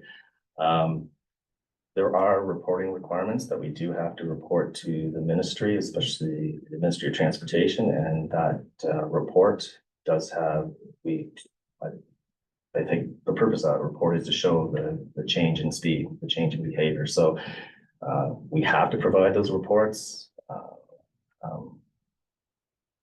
Yeah, so I've noted to our roads committee and my update reports that future reporting and monitoring will be coming forward. So I'd say yes, there will be reports. But as to the exact nature and the data provided, that's something Maybe that's. share it with us, or Yeah, it certainly can. I mean, it'd be right through, I mean, directly just for the Aberfoyle locations. Probably. absolutely, yeah. I'm more interested here to see what's happening. Are we getting the speed reductions? Is this something that we want to put motion forward and continue on beyond that year? Yeah, I can certainly, You might not be able to answer this at this point, but the counselor specifically mentioned the different speeds and the infractions. Do you envision the report showing that, X amount of tickets at, up to X over the speed limit and then, any of this, other ones, or is it just going to be, well, I don't know, X thousand of tickets per section to do? Are we gonna have that level of detail, or is that something? yeah, I mean, we do have to be careful with our business rules, right, to make sure that by disclosing certain information to that show what our business rule is for. Perhaps we can have a camera Yeah. presentation about the issue. So yeah, like the reporting and the data monitoring that has not been finalized, trying to work with our contractors to, it's previously been reported, what is, what gives a good overview as to, the effectiveness and the impact of automobiles for speed enforcement. What I would suggest, sorry to interrupt, Counselor, is the report coming to open session should be able to demonstrate, the numbers are out there with the first 2 weeks, the amount of tickets issued in Aberfoyle as a gross number, right? A gross numbers, not part gross. And maybe we'll see a trend of that decline as, people become aware of it. And then that way we're not jeopardizing that confidentiality of what the limits are set. And then we can definitely go into close at the same time, either before the meeting or after that report, if we want to see where the transgressions are occurring. But I feel, from what I'm witnessing, we're already gonna see in the data, the amount of tickets being issued going down, hopefully, because the behavior will change. So I think that's the primary goal, is to see the behavior, but So any idea when the reporting will be available? I believe for the MTO reporting, it's a 6 months, so. That should provide some good base data. All right, so second set of questions. If we want to implement this on township roads by designating a road community safety zone, are we obliged to use your criteria of scoring of 18? Are you obliged? There's, No, I mean, in fact, it's a county, you're doing on county roads, but we need to follow the same criteria on our township roads. there's no regulation that any community can set a community safety zone by their own, setting their own bylaws. Fair enough. But I would like to say if we're proceeding with a countywide review, with the idea of having consistency right across the county, that might be something that we'll be seeking. Yeah, I understand that, but I know that other municipalities, you have a lesser score, I've seen them as low as 13 and 15. So that's that, so we can, on our own, designate a community safety zone using our own criteria. And the next question is, what can we piggyback on your contract to use the same vendor? This is not right away, this is a year or two. Yes, the proposals and contract that we have does note, I think, with our vendor, that the opportunity to expand to local municipalities is available. So, Yeah, it's all goes. Is it really? Great. Thanks for coming today. That was a similar question I had from the Global Traffic Group. From their perspective, does it matter if they're on a township road or a county road? But from your answer, it sounds like we can be using them and piggybacking in the future. yeah, that was the intent based on the notice of motion that we would. Yes. Didn't say directly that, but to work with the local municipalities, if it's something that it's a county service that's provided to local municipalities, I mean, that's, that's some of the details we'd like to work on. We're just trying to get through the first few months of our own trial right now. Yeah. I think just for consistency, it would be, that seems like a seamless transition down the road to be able to do that. Just clarifying, when resident is appealing their ticket, can they be doing that online to the ESSA processing center? Is that how that goes? Yes, that's Okay. correct. So on the web page, there is the ability to, I guess, request a screening officer hearing. Okay. I understand that all their days are booked 60 days out now, so some of our, let's say, customer service issues are the fact that there's a lot of requests coming in, but that's I mean, they're doing their best to staff up to address that. Yeah, and hopefully that'll slow down as Yes. behavior changes. Yeah, that's correct. Yeah, okay.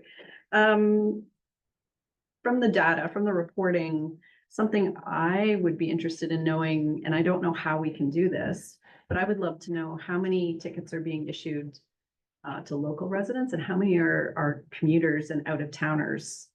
And I don't know if that specific data can be found, but if I can leave that with you to request. Yeah. And I think the mayor mentioned this before, but, and I've noticed it as well, that it seems like the truck traffic has reduced through Aberfoyle. So behavior's changing, whether they're getting ticketed or not, they don't want it, or the company's saying go around, which is fantastic for Aberfoyle.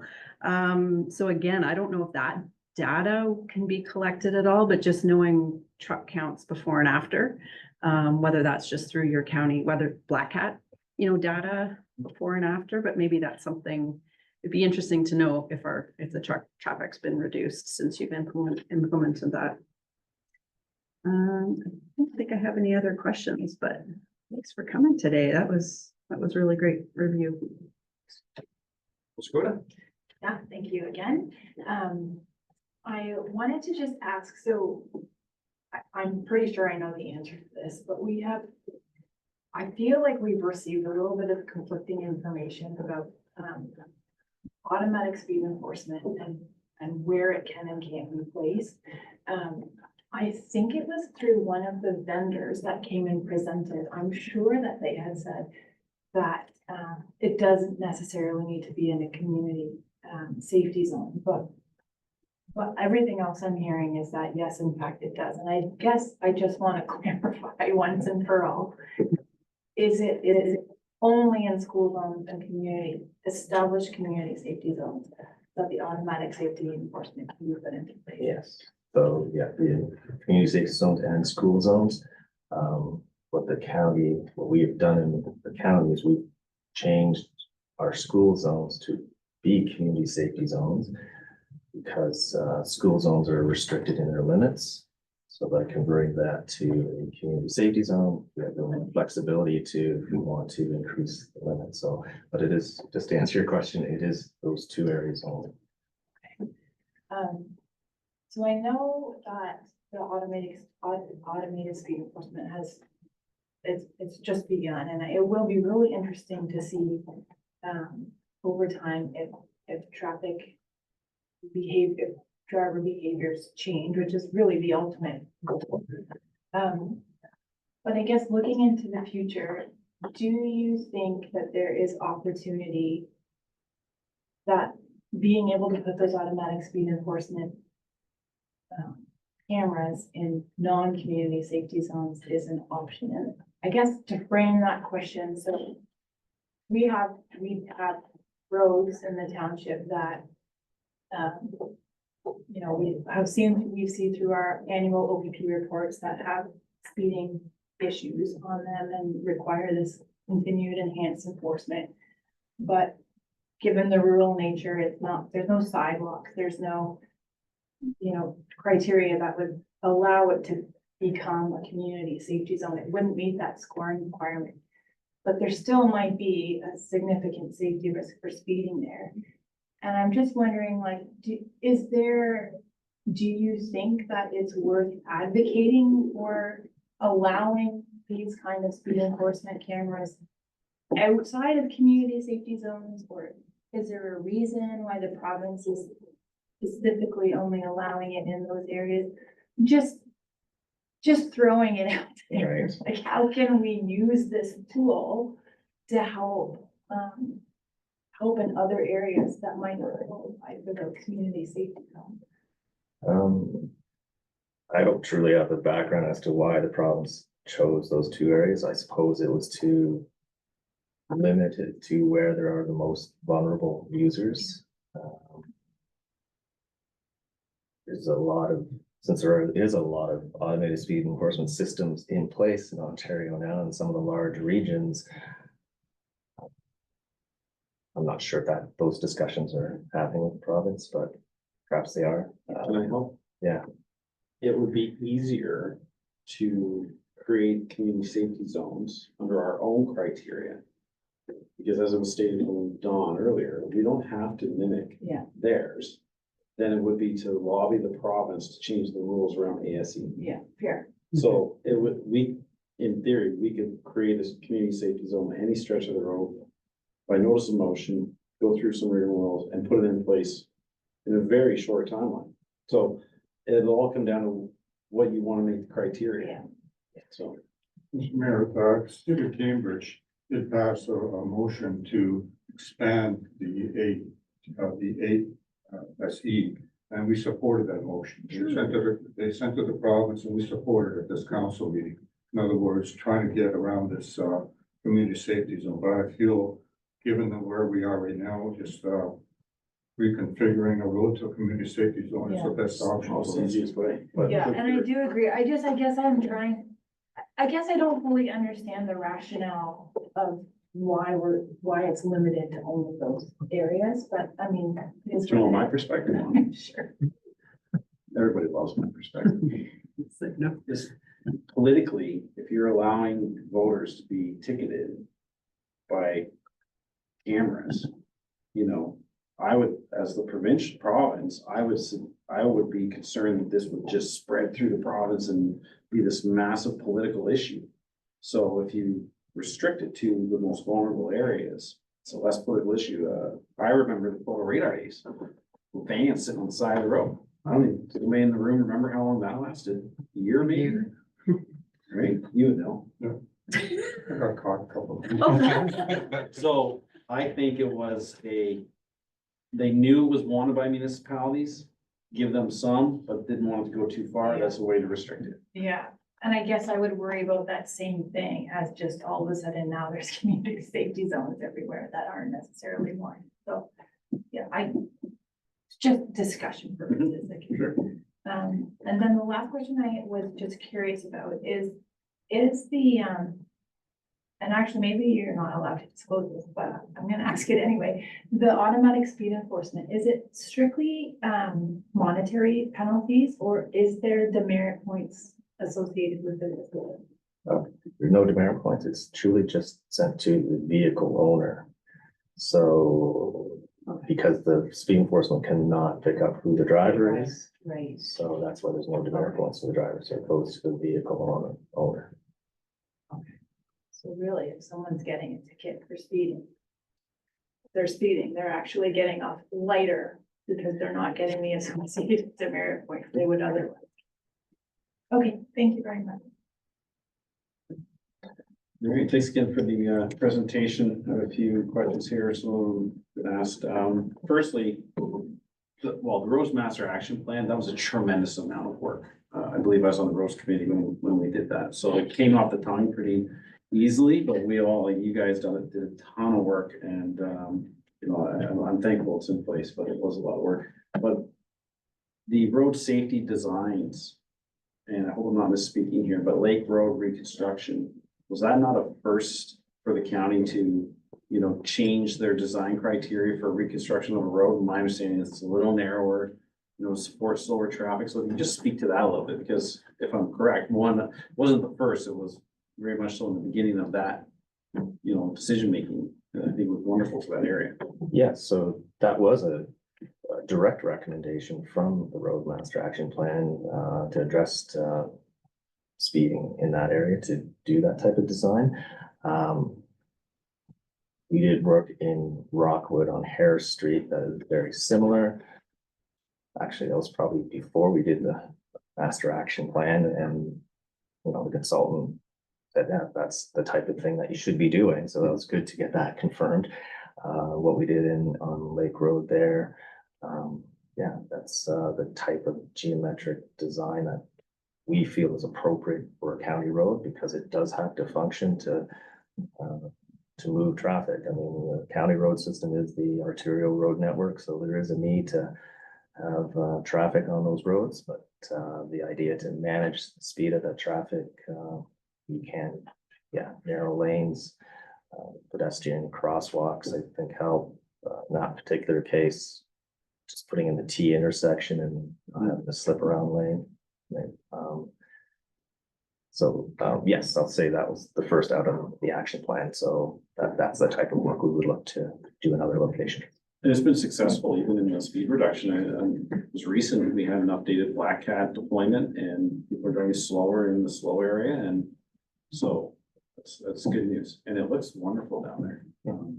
We do have some car accidents to take out the turtle fence, and I understand we get the insurance or the details, because turtle fence is not cheap. I hope the insurance pays to replace it. I will echo, I penned it here as well, less trucks in Aberfoyle, just, you know, the perspective of one, but I drive through there fairly often, and I'm seeing less commercial vehicle, and I feel they're just choosing to avoid. Maybe it's the mid-block being open, it's more convenient to go another way, but a few moving parts here, but less truck traffic in Aberfoyle is nice. The scoring for the community safety zones, I was part of this, so I know this is late to the party, but you know, just on further review, getting a little more into the details. When this gets reviewed, whether it's at the end of the trial or if it ever gets reviewed, I think it has some consideration about scoring for sidewalks. And if you have sidewalks on both sides, it's saying that you have a low score, where I would, in my mind, if you have sidewalks on both sides, you have more people walking on both sides of the road. So maybe some consideration that, because there'll be more vulnerable people in the area where this is kind of flipped. So just take that for food for thought if you ever review it.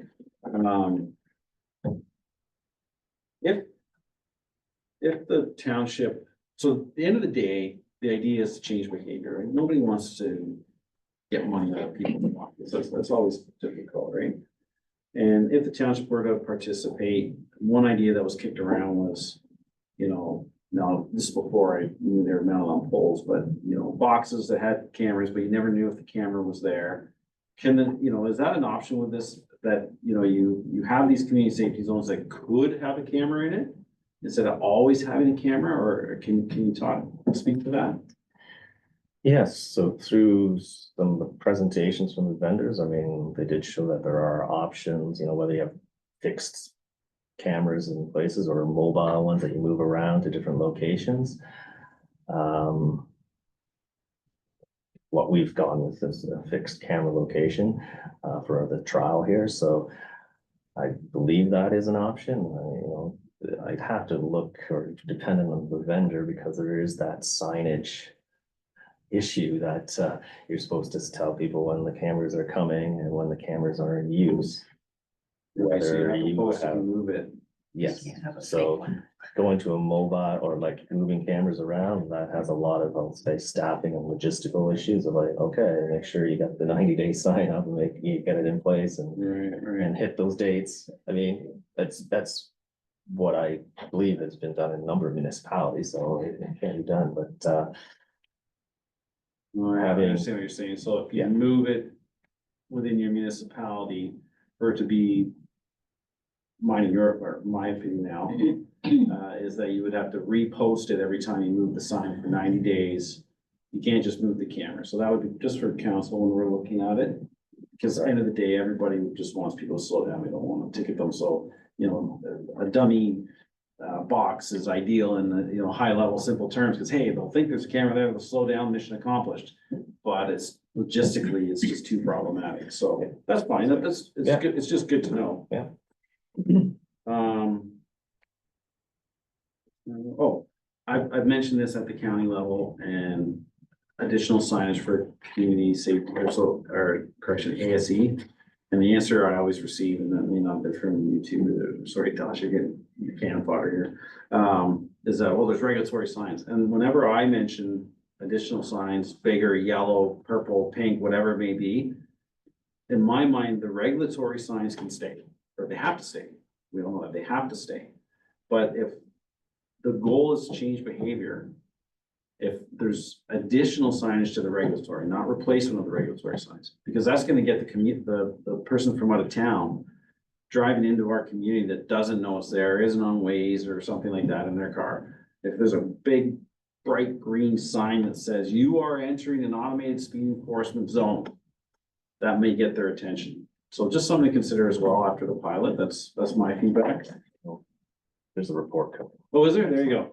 But I mentioned some fellow counselors, and well, the regulatory, they get stuck on the regulatory part of it, and I wasn't articulating, well, I'm not advocating for replacement of those, just in addition to, so try to help people, give them a heads up. That's all I have, but, I don't know if you can give have you seen already any of the numbers of tickets declining? I know they were pretty high in the first few weeks. Do you dare mention it? Yeah, tickets are declining. That's good. That's good. So hopefully that trend continues. Sure can. Just on the sign question, is there regulations on how far of the distance the sign has to be away from the camera? I've just had a lot of people saying they didn't see the sign. So I haven't gone to look to see where the placement is and, respect, but is there a regulatory distance from the sign or from the camera that the sign has to go in? I can't recall if there's a true distance. Okay. But I mean, there's guidance there's guidance and regulations that say where they want the signs to be done. Depending on our contractor's experience to put them in the appropriate place, and that is all part of the provincial offenses officer. They have all the information on our sites to ensure that we're in compliance. We're monitoring our signs to make sure they're staying in place as well. So those are all factors that we make sure that we are in compliance. Maybe these folks were going too quick to see the sign. Okay. Thanks. All right, any further questions? Do you have a recommendation? Yes, that's receipt for information. Can you move it, please? Councilor Godu, Councilor Lewis, all in favor? Thank you. Gentlemen? Thank you. Great. There's one for you. I believe we have called. There's one, I don't know if something about my numbers now.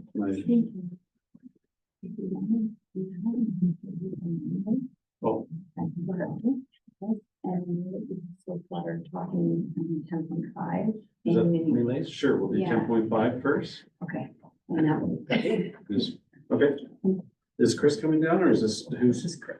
This is Chris here to answer questions, but I believe we also have source water, right? They're the, For Mini Lakes? yes. We don't have chairs, so. Chris hasn't met. No. Good morning. I wasn't sure if you were here for something else. I was gonna ask actually. Chris has been thrown in the hot seat. Gotcha. So who's leading this? We gonna let Source Water go first, then? No, It was she did. James taking the lead. All right, I'll let get you logged in and then we'll This is 10-5. 10-5. Is that where we're going? Messing it all.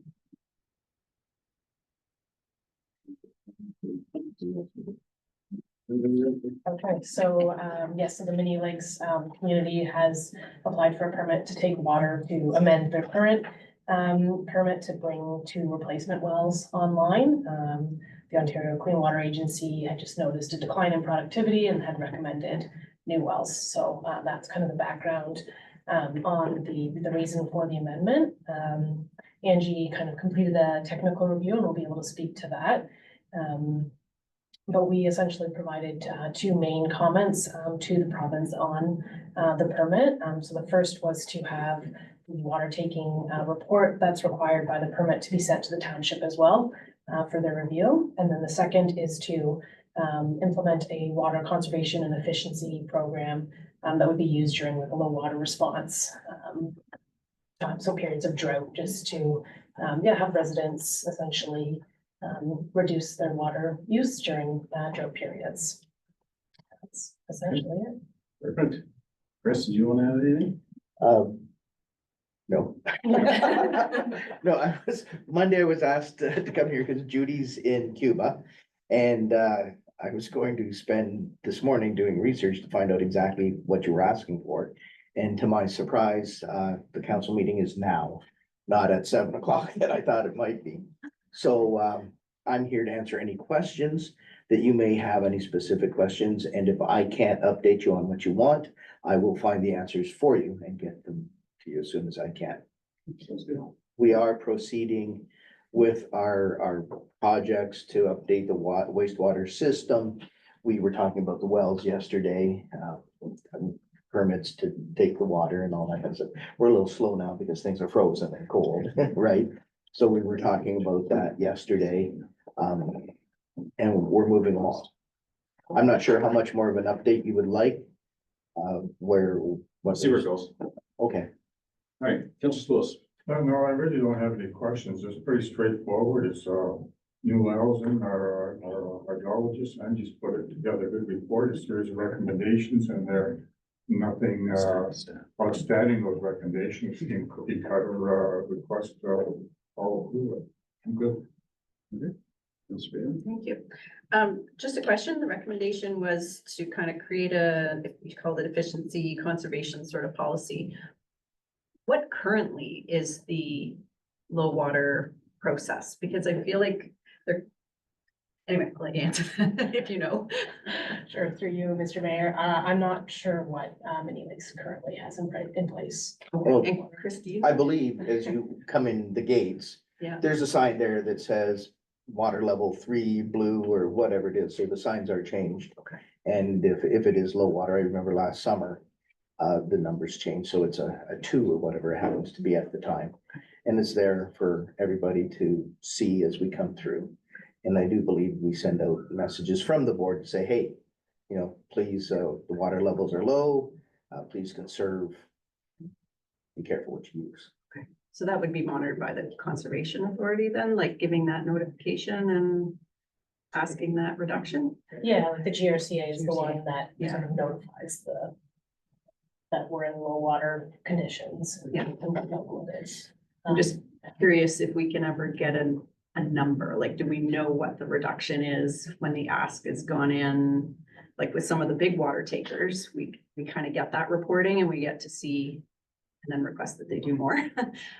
Just curious with the Mini Lakes, I mean, how that conservation kind of program's working. So with what you're recommending, would there be reporting then, or be asked for? Yeah, so our recommendation has been fairly general. It was just to include a condition in the permit that Mini Lakes implement a program, which it sounds like they have done. We didn't provide specific you know, we want to see this, this, or this. We No. wanted to leave that to the applicant to kind of figure out what would work best for the community there, so. I don't think I had any specific questions, so. Thank you. That's good. Yeah, thank you for coming. I don't really have any questions either. The recommendations appear reasonable, and I'm glad to hear that you have some of these things in place already. I don't really have any questions.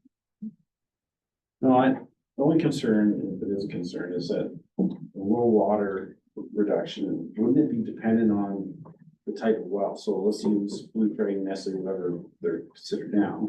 Theirs was a deep aquifer well, and I'm certain I've read reports where the surface water low levels does not affect where they were sourcing their water, but politically and socially, it's like, hey, the water's low, you need to cut back, but I want these things based on data and science, not on, you know, socially acceptable, you gotta cut back. If it's a shallower well and and the surface water's recharging it and that's all good, it's all for sure. If things 800 feet deep and the water's 10,000 years old, I mean, it's just gotta be based on data and science for me. That's just kind of where I land. I'll just leave that comment in the room.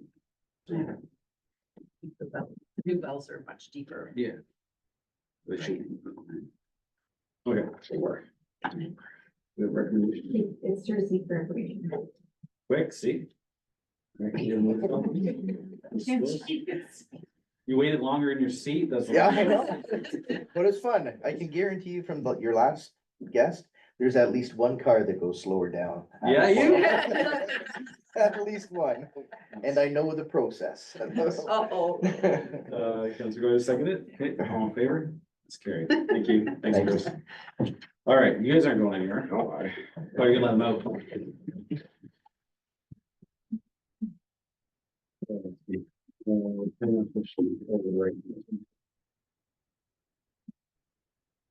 And there's almost. Yep, you're on. Done three. And three.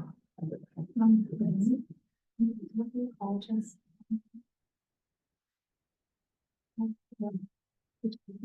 It's switch seats. Yeah. We'll stay where we're. Okay. She'll be on screen. Leave Kyle, you'll lead this? Yep. Just waiting for the call this. There.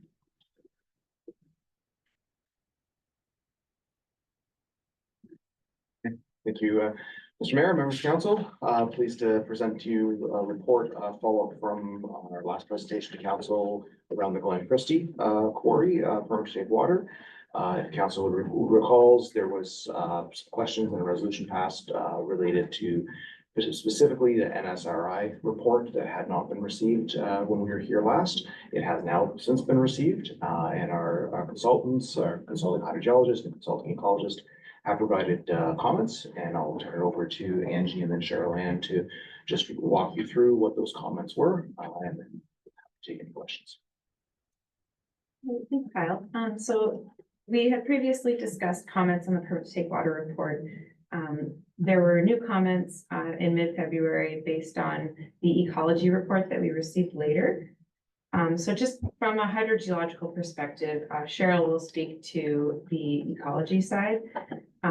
But from the ecology report identified some areas that were at an increased risk from the dewatering proposed. So there was a figure in my comments from the ecology report. So my recommendation from that was to make sure that those areas were properly instrumented for monitoring, to make sure that we're monitoring if there's decreases in the shallow groundwater levels in those areas, to make sure that there's a mitigation plan in place, including additional ecology surveys. And they would have to add that to their threshold values as well. And that would be done through the monitoring program. So I discussed the wetland monitoring program that MTE proposed and included some recommendations. One of my recommendations was to add data loggers to all of the monitoring stations in those areas that were deemed at increased risk. They had data loggers at some of them, and then other ones, they had just seasonal measurements, so just like every 3 months. I don't really think that's gonna be sufficient to see impacts in some of these features. So it would be a good idea to have loggers in all of those, so you have continuous data. Another recommendation was to install nested pairs of piezometers in the wetlands. This is something that's kind of an industry standard in hydrogeology. If you're monitoring a wetland that doesn't have continuous surface water in it, it's nice to install a shallow piezometer and a deep one, and then you'll have different water levels in both. And the idea is that that'll show you whether the groundwater is moving up through the wetland or down. And if you see changes in that relationship between the upper and lower water levels in those piezometers, that can mean that there's an impact to groundwater recharge or discharge from those features. So that was one of my recommendations, to make sure there's pairs of piezometers in all the wetland locations. Another recommendation was to make sure they have at least 1 year of baseline data. Some of the locations, they only had data from May to November, so that doesn't include the spring freshet when we see the highest water levels. And it also might be missing the lowest period as well. And that's what they have been using to determine their threshold values, is like a year of data and looking at like the lowest point in that year to say this is like our baseline, and if we go below this, it might be showing impacts. So more baseline data would be needed to establish that.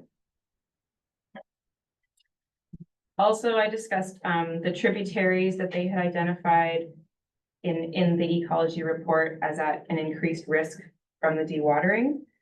So just getting more data in these tributaries, making sure that they have trigger levels established so they know when there is an actual impact, and that the trigger action can include having the ecologist come out and do an extra survey and just check on the flora and fauna in that area. Again, making sure they have a minimum of 1 year in those features of data to make sure that they have sufficient baseline data to know if there's a change. Just from a technical standpoint, I recommended the Winkler method for dissolved oxygen concentrations. It's just known in the industry as a more accurate method of measuring DO than using just like a probe.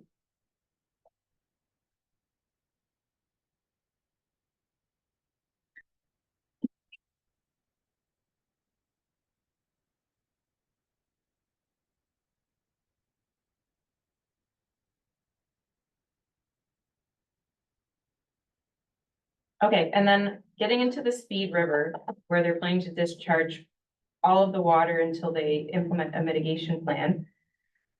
They don't have a monitoring station downstream, so I recommended adding a monitoring station downstream.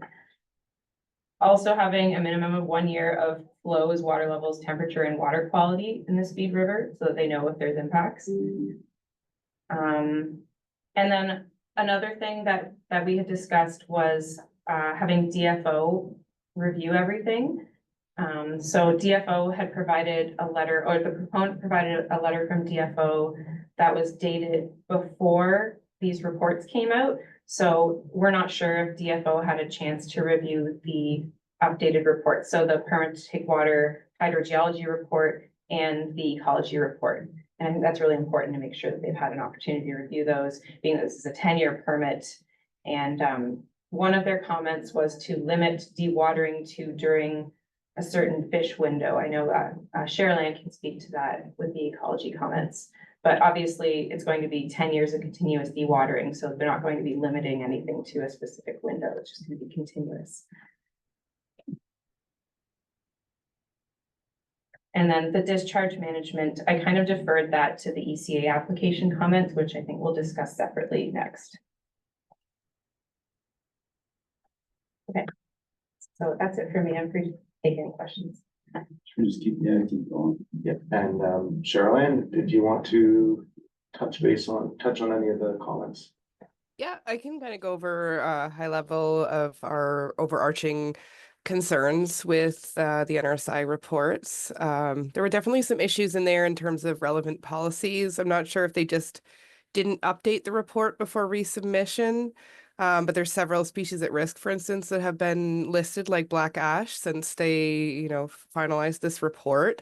And black ash is found within the work area, so it wasn't really considered as part of their impacts from the dewatering, and black ash being a wetland species. Any changes in hydrology could have really big impacts on that species.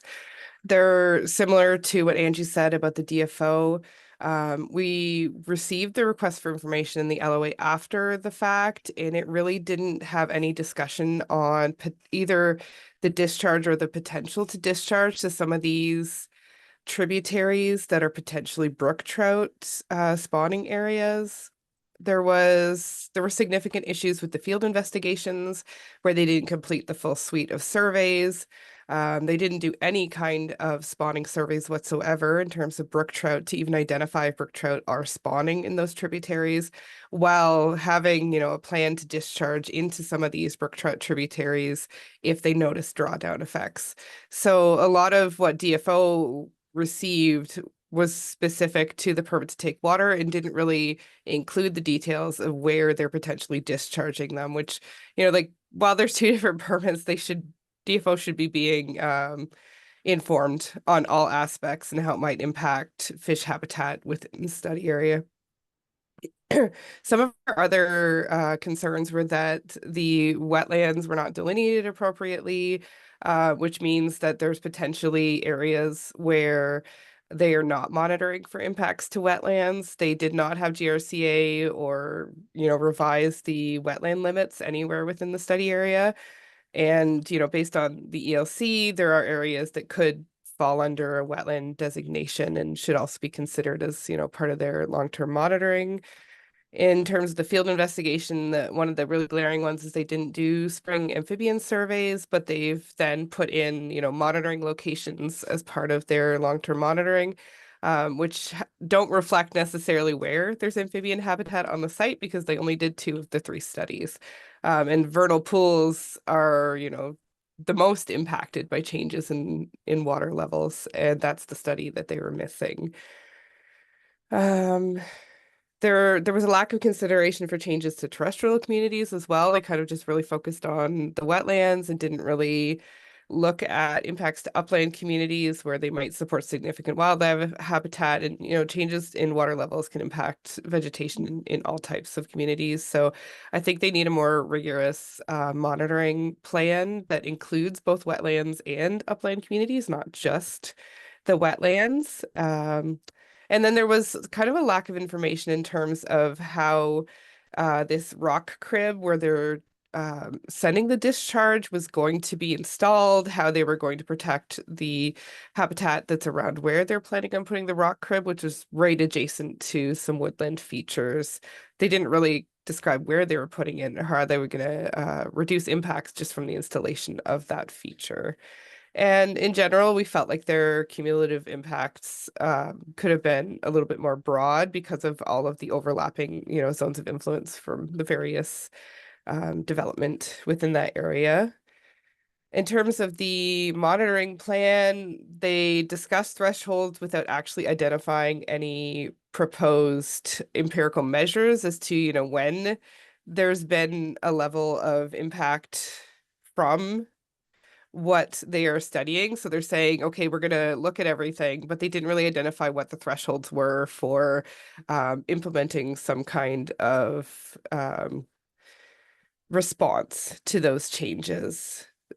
They also had all of their studies will be happening every other year, and we highly recommended that they do their monitoring yearly because this is a 10-year plan. By the time you notice a change, you could be 4 years down the line if you're only monitoring every other year. And more collaboration with other disciplines.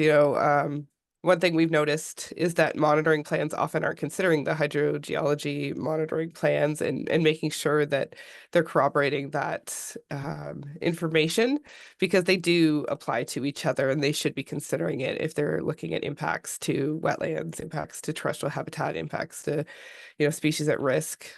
They should also be looking at the hydrogeology monitoring and incorporating those results into their monitoring.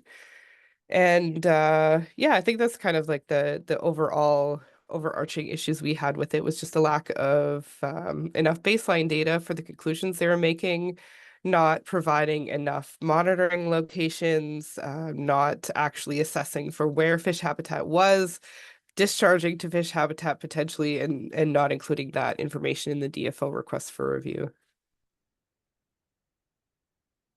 All positive. What are you laughing?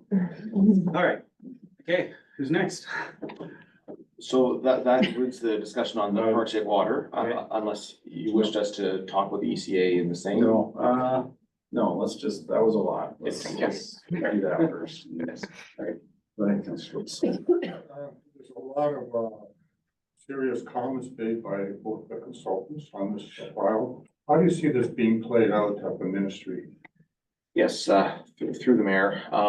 As council's aware, we did make a request, as did the city of Guelph, the Region Waterloo and the GRCA for a multi-agency meeting with the ministry, both the Current Take Water Group and the Environmental Compliance Approval Group. Due to the provincial election, they did inform us that they would be unable to provide us a response on whether or not that meeting would happen or not.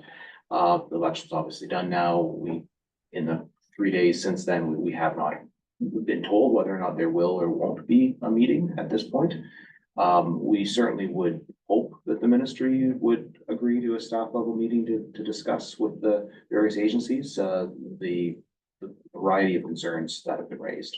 But at this point, I don't have an answer for council on whether that'll happen. Question about Arceo. Have we formally objected to this? We did put in some communication around it being our initial comments, and the resolution did include that we, based on the information we had, we did object. Yes.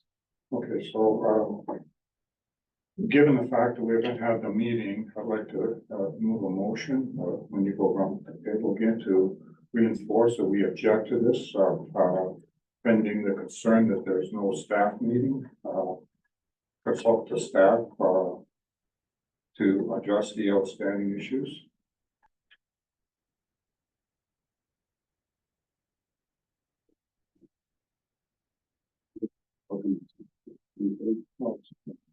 It's good. Yeah, I was gonna ask the same thing, if any meeting had taken place or anything, if a potential meeting delay has happened, are we still in an open ERO for this? Sorry, I should know that, but it closed. Yes, December. through the mayor, yes, the arrow is closed on both applications. Yeah. No, I don't have any specific questions. I mean, I appreciate all the work that you've put into it and great reports and for highlighting a lot of these concerns. And I mean, we need a face-to-face. There needs to be people sitting around a table talking about this, like I'm tired of sending in papers that may or may not get read. So anyway, keep trying. Thanks. Yeah, thank you. And to Councillor Bailey's point, it's important to have a face-to-face meeting. Councillor Sopolis, if you're gonna move a motion, that hopefully that will take place, but I mean, these are concerning things, and it's concerning to know that this could be considered without, as you've identified, a lack of significant baseline data to even make the decision off of. So I think that meeting is important, and a resolution or a motion to formally request that is helpful. I mean, I think we have to do whatever we can. In the past, we've endorsed the concerns by, in the report, so I'd like to see us endorse all of these concerns. And if there's wording in there as well, requesting the meeting, there's some, should be pretty big players at the table. You got Region Waterloo, City of Guelph. Grand River Conservation Authority ourselves, yeah. Right? There's some Yes. big players, not just the mayor plus just kicking and screaming, right? That means gonna happen in my mind. But, having some of that resolution, or working in the resolution is fine, but I want to endorse all of the concerns. To the monitoring, you know, the baseline data, but, and I believe, I heard it mentioned, that it's the response when you hit a trigger. I want firmer language in there. We have or had operations that impacted wetlands, and then here we are years later and it's still ongoing. So for me, and I believe this council discussed it, is you almost have the approaching the threshold trigger for simple terms, and then the trigger, when you get to the trigger, there needs to be significant mitigation immediately, and that could include stop dewatering, stop excavating, stop blasting, whatever it is.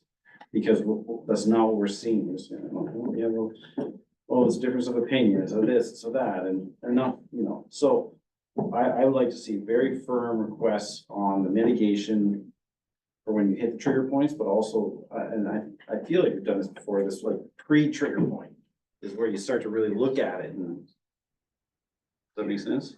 Yes, Mr. Mayor. So in the resolution that was passed in January, we did discuss the green, yellow and red. Yes. first. Yes, and provide that to the ministry. So Was the wording in there that we would be asking for them to stop operations? I would have to go back and confirm what the exact wording was. In the resolution, we referred to bringing in the green and the yellow, but I'd have to go back to confirm what they said the green and the yellow meant. Especially, Remember, the red is a stop. okay, so I just wanted to be clear because The red is a stop, but yeah. Red is a stop. okay, as long as it's clear. Okay, no, it's great work, and I'm gonna take a little credit for this. I was the one that steered the conversation around. There's an application, there's a report they identified, they didn't provide it, oops, pump the brakes. Let's not, support this, and then now look what you guys found, like this, it's incredible. So, and I'm hoping that, you know, with the weight of the region of Waterloo and these other big cities, that this will be taken very serious and. Yeah. What do you have for us? So to receive for information, and the council directs staff to submit the recommendations as the township's comments regarding the permit to take water application. And the council directs staff to restate its objection to this application and request again that a meeting be held with appropriate staff from the various municipalities, the ministry and technical consultants to discuss the concerns being raised. Okay, moved by Councilor Scholos. Sure. Councilor Bailey. We don't need the ECA discussion. It's next, separate, so we're yeah. good. Need to mention conservation authorities in that resolution. Yes. Yes. She's in the conservation. authority. Sure. Yeah.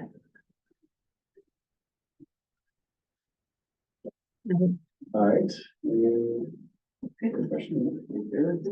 It's scary. Excellent. ECA. Mr. Mayor, members of council, in front of you today, second report also related to Glen Christie. It is in concert with the permit to take water.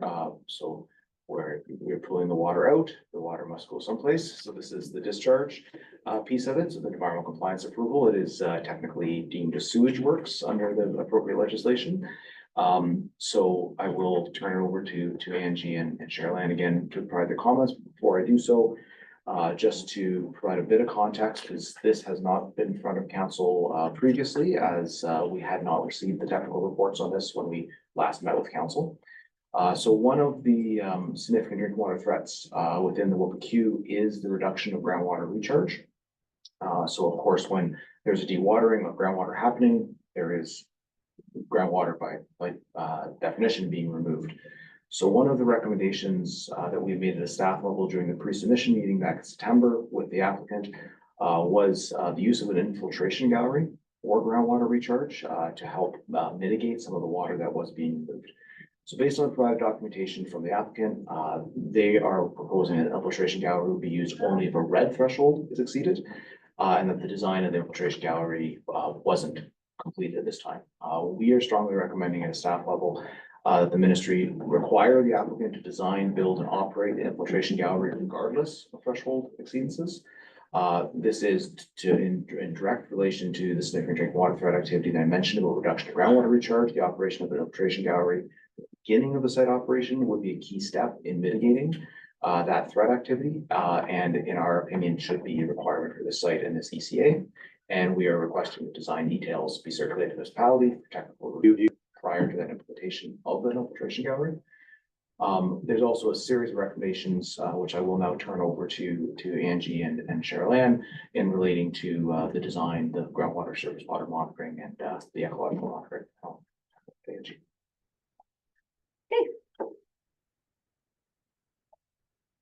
Great, so my first comment on the ECA was to have them review all of our previous comments, which I won't go over, but all the previous comments that we discussed regarding the hydrogeology report and the ecology report. We attached those so that they could refer to those as well as the comment about having DFO have the opportunity to review everything. Getting into the discharge.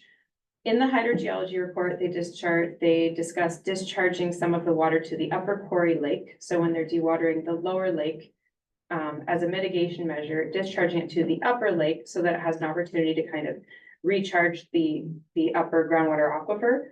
But that wasn't discussed in the ECA report. So we recommend that they add more detail about that. So it can be hopefully added to the ECA beforehand. If they don't do that, it would have to be handled as an amendment later on, which is my understanding, which could lead to delays if they're having impacts. You know, it might take 6 months or more to have that added and then have the mitigation in place. Similarly, in the Hydro-G report, they discussed another mitigation measure to augment flow to tributary 4, which is kind of to the north of the quarry. It's a tributary flowing to the south into the quarry. If they see drops in flows in that tributary, they discussed adding water from the pumped quarry up into the tributary, either directly or through an infiltration gallery. And we were kind of expecting to see details of that plan in the ECA report, but it wasn't in there. So just the same thing, understanding what that plan is and hopefully having that as part of the ECA beforehand so they don't have to add it later. They also proposed this settling basin, which Kyle just mentioned. Yeah, we're definitely also recommending that they have that in place at the start so that it's not like once we see high TSS, then we put the settling basin in. They should have that in place beforehand. They discussed two possible construction methods. One was having this above grade using a berm all around like the surface. That's kind of the less preferred method. The preferred method was going down below the ground and having it in the ground as a settling basin before it goes into the rock crib. We agree that that's the better method. It would be more permanent, whereas this high berm, if they went with a high berm, it's a good idea to definitely have a geotechnical engineer review that to make sure it's going to not have a breach or something like that.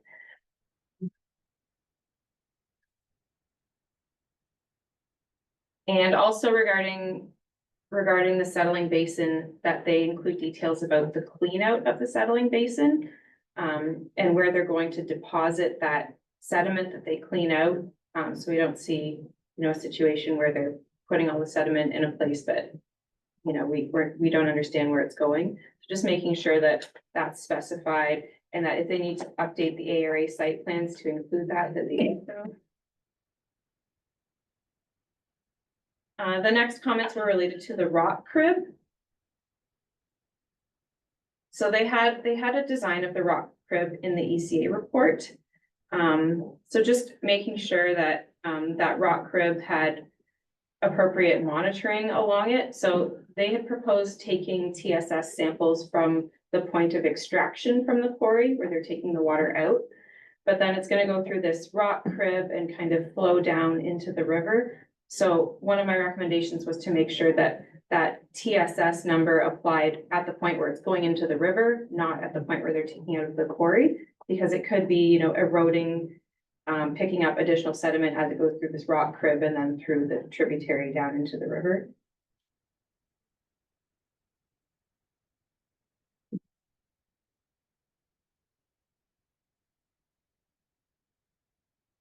I also had a comment about spills management.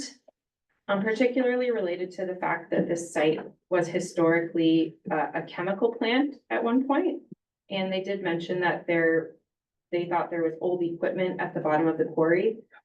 So just making sure that they have a plan in place in case they encounter hazardous materials or some leaking equipment as they're dewatering.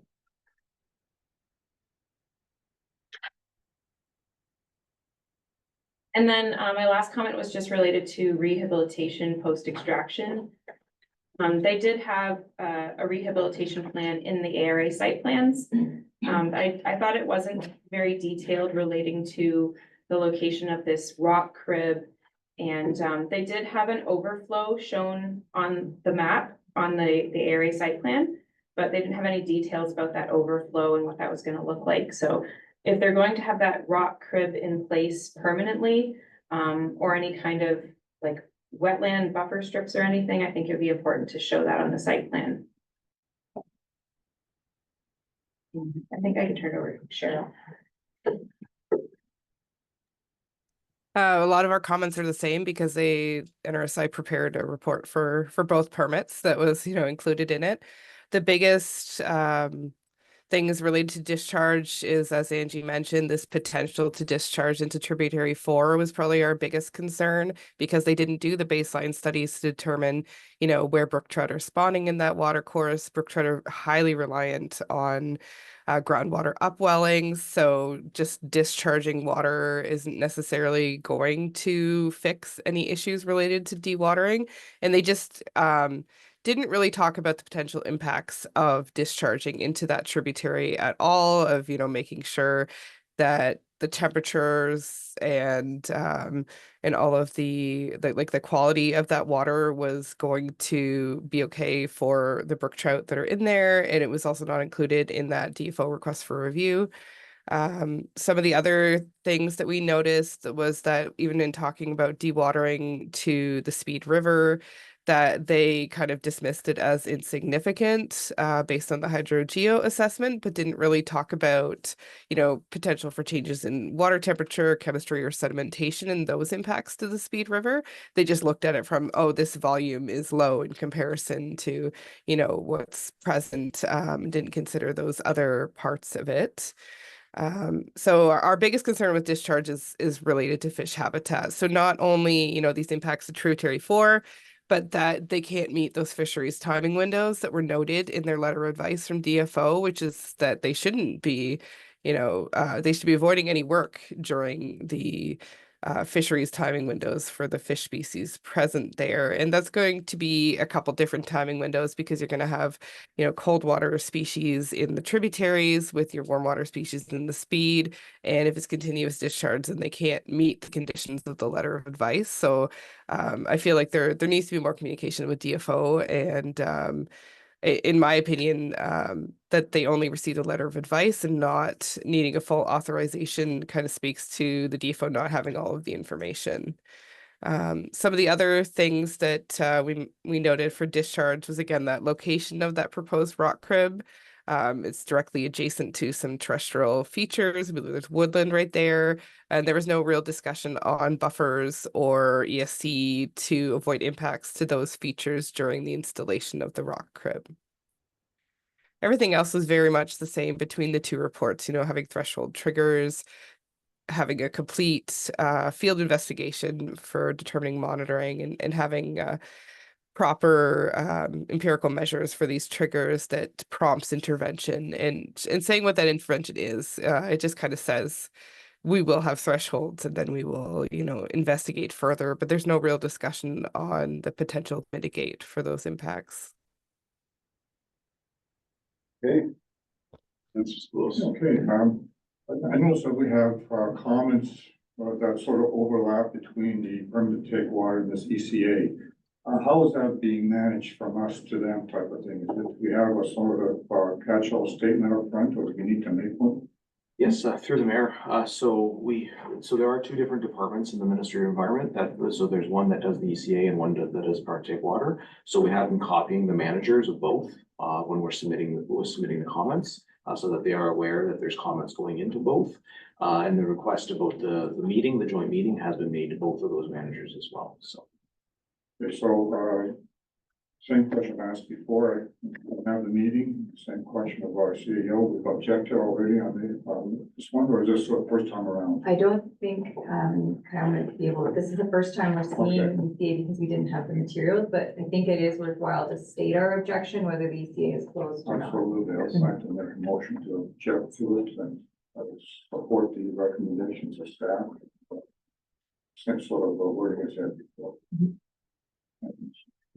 Yeah, I don't have anything further to add, so I would be supporting the motion. Yeah, I'm in support of that too, but I do have one quick question. This is maybe, it's just a technical part. Can you explain just what is an infiltration gallery and how does that work?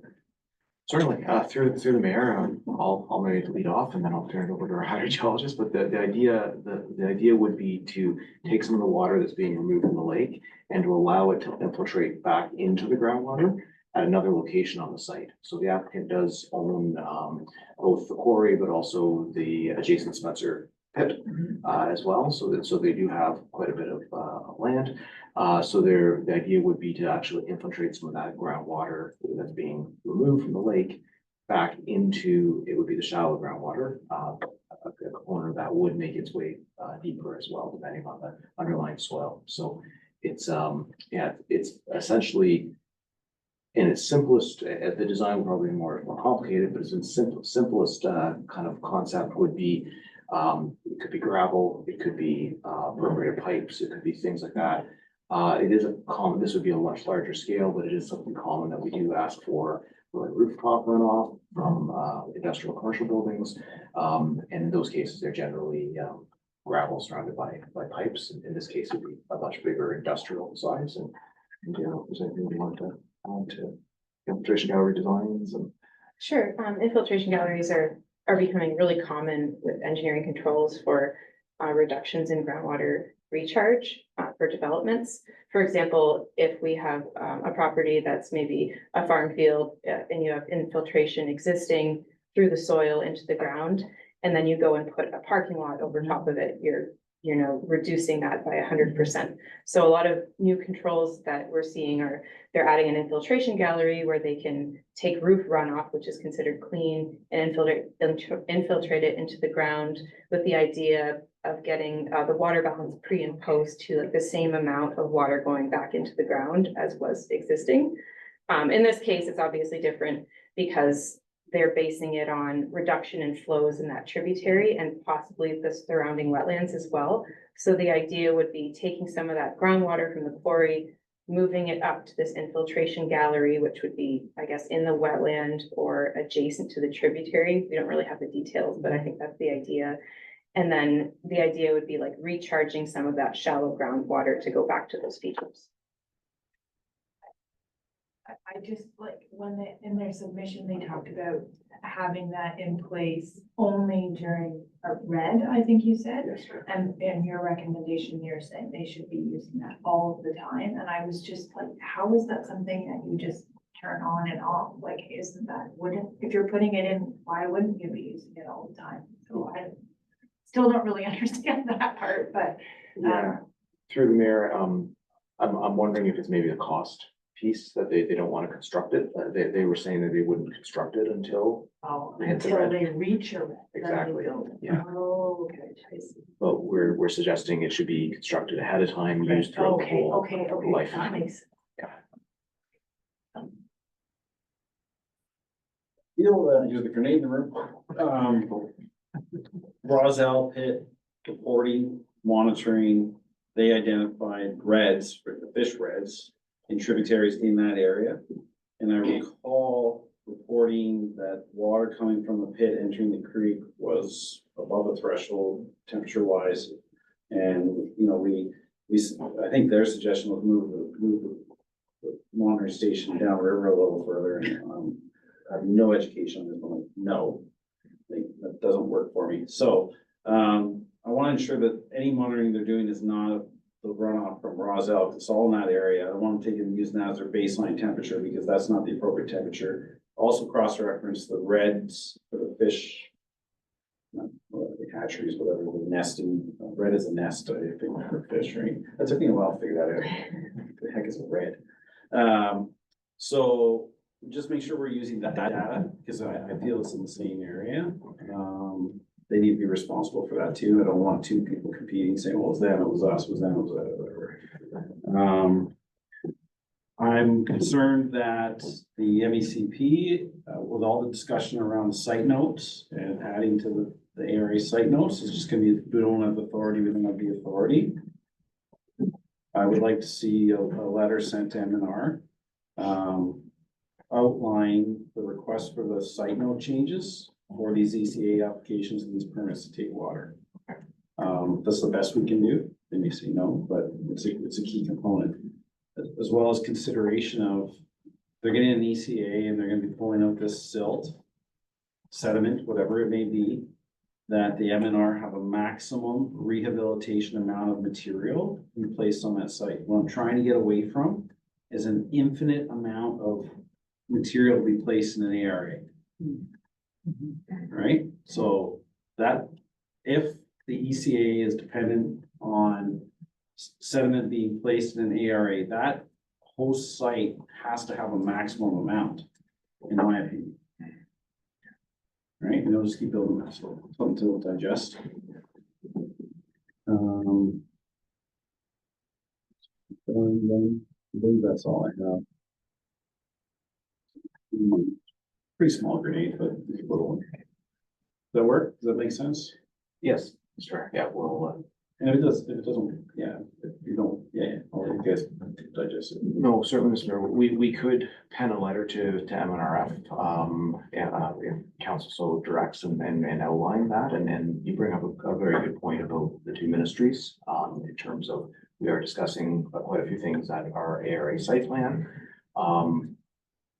It may also be worth talking to the applicant directly about that, which we could also initiate. Do you have captured, Ms. Whiteflex? So to receive, and that council direct staff to submit the recommendations as the township's comments regarding the ECA application. And that council direct staff to state its objection to this application, given that the township has now had the opportunity to review the technical materials associated with the ECA application. And request again that a meeting be held with appropriate staff from the various municipalities, conservation authorities, ministry, and technical consultants to discuss the concerns being raised. And the council direct staff to prepare correspondence to the MNR requesting that the ARA license be amended as outlined by the recommendations in the report. Mr. Griffith? All right. You got anything? Think we missed anything? I think we're good, Mr. We Mayor. never miss anything, right? This will probably be back in front of you at some point, I'm guessing. I think we opened a can of worms by objecting to that permit to take water. It certainly did get us the reports, so thank you for that. Yeah. The reports came fairly quickly after that. All we wanted, So. see, we were all optimistic that they would be perfectly fine. Yeah. All in favor? It's carried. Mr. Mayor, just one more thing of staff. Development agreement, is there a possibility, for this to look for development agreement, something that we can bind them a little more, how should I say, put it, succinctly, so that they don't go out and do something that, we are not aware of?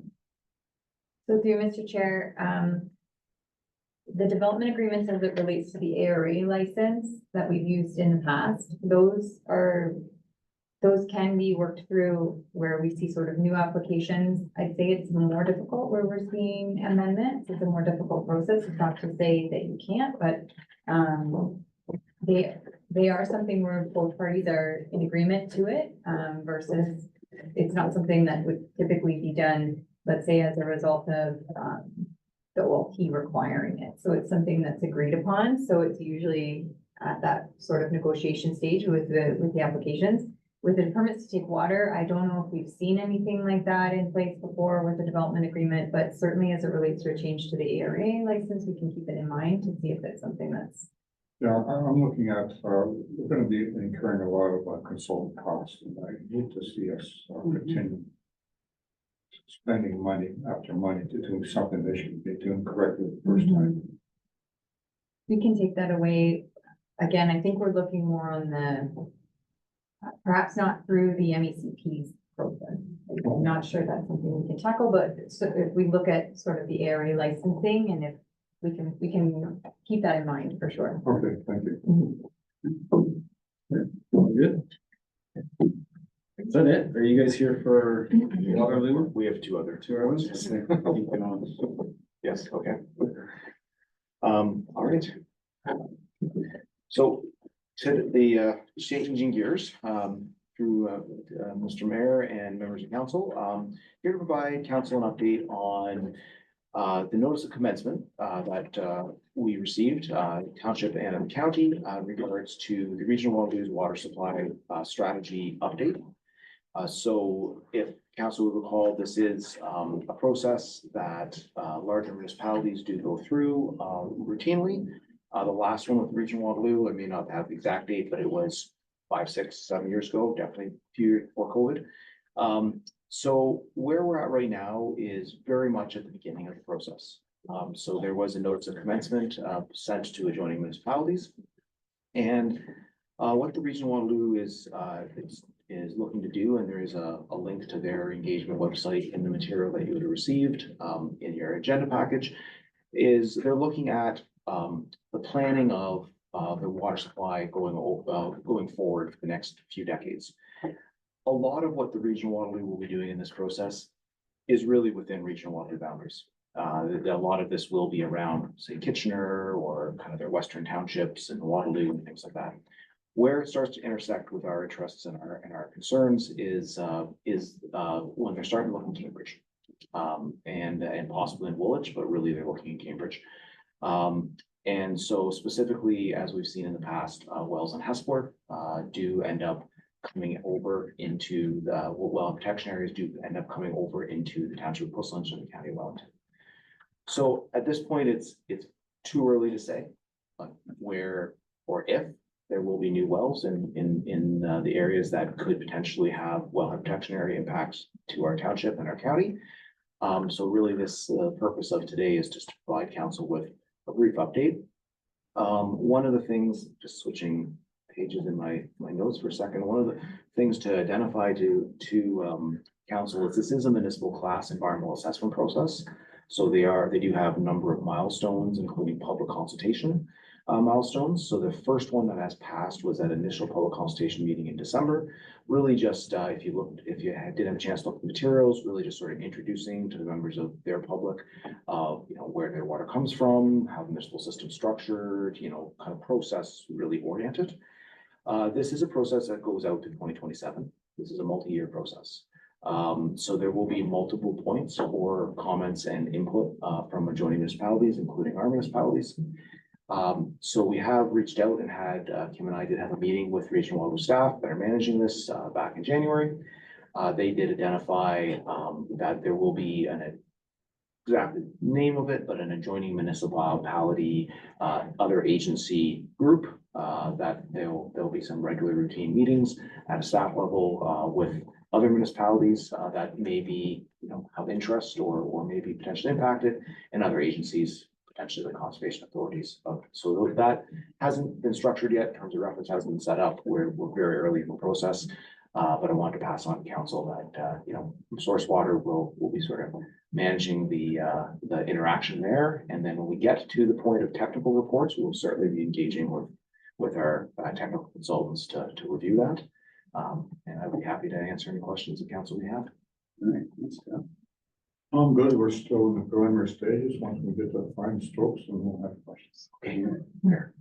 Yeah, maybe just a question for Courtney. Down the road, what sort of cost recovery would we be able to, or Kyle, what sort of cost recovery can we be looking at, if any? Yes, through the mayor, it's a fair question. We do have an informal agreement with the Regional Waterloo where they do provide some cost recovery towards the source protection activities that we do on their behalf within our boundaries. When I say on their behalf, it is our responsibility in our jurisdiction to do so, but we have an informal agreement where they do provide some funding for that.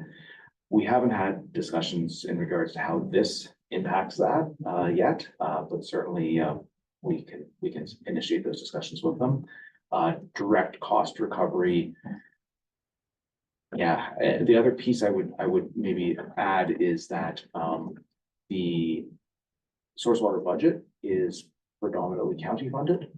So pieces of this, this is a shared cost to a degree with county and township.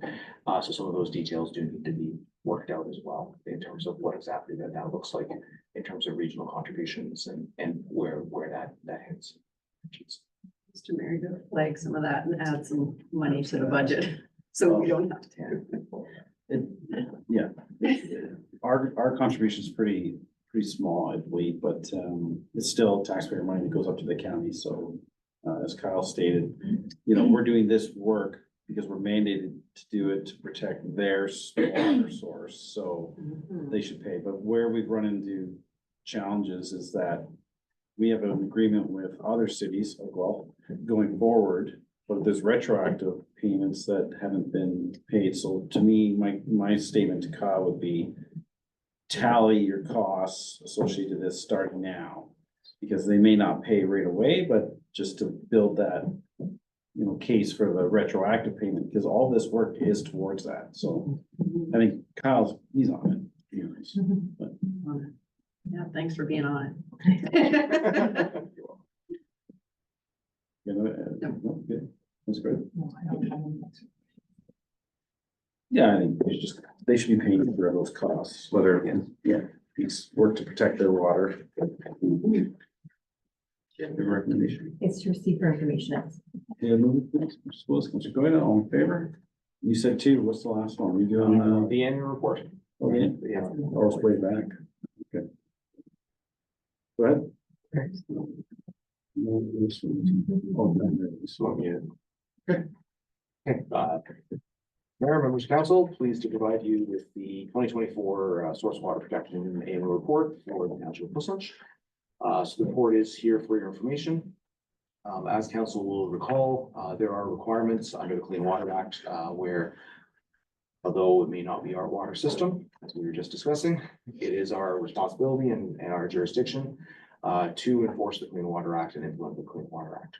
So there are two reports. Part of those requirements and responsibilities are listed under Section 81 of the Clean Water Act and Section 65 of an associated regulation to provide a report through to the province through the Source Protection Authority by February 1st of each year. I have a report that we have provided both of those reports, the risk management officials report and the municipalities report to the relevant conservation authorities in the case of the Township of Portslade. So that is both Conservation of Halton and Grand River Conservation Authority. In terms of brief summary of the 2024 work, work continues to intern towards implementation. Our work falls into a number of different buckets.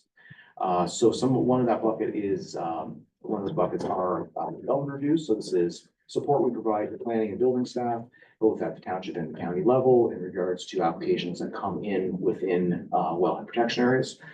So there was 123 development applications that we reviewed within wellhead protection areas in the township of Portslade last year. Vast majority of those are in the draft wellhead protection area quantity. However, they do span both quality wellhead protection areas from wellhead protection areas from Region Waterloo and wellhead protection areas coming up from the city of Hamilton as well from Freeholton. So there was total, to give you some context, there was 495 applications countywide so Portslade this year did represent a fair percentage of that.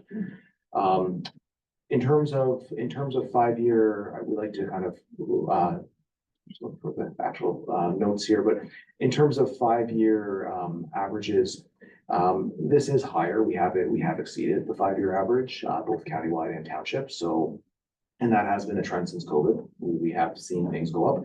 Some of that is driven by other municipalities in the county. We have fairly large wellhead protection area in Center Wellington that does drive some of this, but these numbers certainly are higher than what we have seen in the past as well. In terms of other work, we do continue to do some inspections. There was not very many inspections done in Township of Whistler this past year. There's 300 done across the county, 309. 3 of those were in the Township of Whistler. 2, however, were directly to do with risk management plans, which were successfully negotiated. One in the Cambridge wellhead protection areas, one in the Guelph wellhead protection areas, negotiated and agreed to. So they're now enforced and we will now then start inspecting them for compliance. So that is in the township. And again, for context, there's 94 risk management plans countywide, with probably a total number of 350 to 400 that need to be put in place. Other work that we do is education outreach. Council will recall the Wellington Children's Groundwater Festival. So that was held again. Councillor Bailey attended, and that was held again in the county of Wellington this year or last year, which was great. So this is an elementary school event partnership with City of Guelph, Regional Waterloo, GRCA, many other private and public organizations. Angie's company has actually joined the organizing committee for 2025. So that was 6 of the days, 6 of the events that we did, but we did 56 events last year with Source Water. So some of those were things like the Agrifoil Fall Fair, where we're there with other county and township counterparts. Others were internal staff training that we did both for here and staff at other townships of county, as well as a number of other community events, municipal open houses and things of that nature, and school visits too, actually. Policy and technical updates, and this was a busy year in 24. So staff review provided comments, and in the case of what we did here in Puslinch and in the GRCA, we authored portions of policy amendments. So this is a requirement by the province that we update the Grand River Source Protection Plan to new provincial criteria that were established in 2021. They're called the Director's Technical Rules. So this is a provincial requirement under a certain section of the Clean Water Act, and Kim was our lead author on that and did a great job. And this is something we work in partnership with the GRCA staff on. Councillor Sapoulis is a member of the Source Protection Committee, and he'll be aware that this will be going through the Source Protection Committee for a number of updates in this coming year. And we may be bringing this back, depending on timing, we may be bringing this back either this year or next year to council for further information and updates. Technical updates. There are a number of projects, Regional Waterloo that we just finished speaking about being one of them. However, City of Guelph is also looking at some new well locations. They have a Northeast Guelph environmental assessment that is kicked off. It is predominantly in Guelph Aramosa. However, that environmental assessment notice of commencement was also received just recently from the Township of Puslinch. And the reason for that is, although it is mostly in the Township of Guelph Aramosa, we did advise City of Guelph, we felt it necessary just to notify Puslinch as well. This is in the Eastview Road area, just in case there does end up being potential impacts. At this point, we don't know where the wellhead protection areas will be. Also working with the township hydrogeologist, geologists, Aramosa River flow work, which was funded by the province, was completed as well. And we're just working through the report right now with Hardin. And then we also have worked on the multi-aquifer penetrating wells, township transport assessment. Angie was the lead author of that. And we'll just, that report's been finalized as well. And we'll be looking at next steps in 2025. And I'd be happy to take any questions that the council may have. Great. Thanks, Kyle. Councillor Willis? I don't have any questions. Just commend you on the good work that your organization does, and looking forward to another year. Thank you. How many of you are on staff? Oh, yeah, through the mayor, there's 4 full-time staff. You've accomplished a lot. Thank you. 4 of you doing that. So yeah, just great work. Yeah. I thought the water festival was fantastic. I kept getting left behind because I was so engaged in a lot of the stuff. So it's nice to hear Angie will be kind of on there. So yeah, good work with that. Do you do any school visits to Aberfoyle School? Yeah, through the mayor, we're just getting going, so not yet, but certainly if there's interest, we're able to. We just kicked off the school visits last year, and Danielle from our office is kind of the lead. So certainly if there's a contact, that you wish to pass on, we'd be happy to reach out. But yeah, Grades are you targeting for that? the school visits so far have been grade 8s, just because it fits into the curriculum at that point in terms of treatment and technology. The grade 2s to 5s, we cover through the water festival, but certainly if there was interest from a classroom visit, we would certainly consider that as well. We generally would direct them to the water festival. However, the water festival has actually just closed its full registration. Yeah. Yeah. So, yeah, if there's interest and they're not on that list, we can certainly work with them to come do a classroom visit. Yeah, maybe I can get Danielle's contact and then help Certainly. share that. Yeah, I can pass it through, just. That'd be great. Thanks. Yeah, no questions. Thank you very much for all the work that you're doing, especially here with West Lynch, and, yeah. Lots going on for sure. Yes. Thank you. Yes. Great work. Yeah, recommendation. Yes, it's to receive for information. Please, Councilor Spillis, Councilor Goida, all in favor? All right, yeah, that was a long day. Yes. Good work. Halfway through. Thank you very much. Yes, so everybody online, we are breaking for approximately 30 minutes for lunch. We'll see you back around 20 after 1.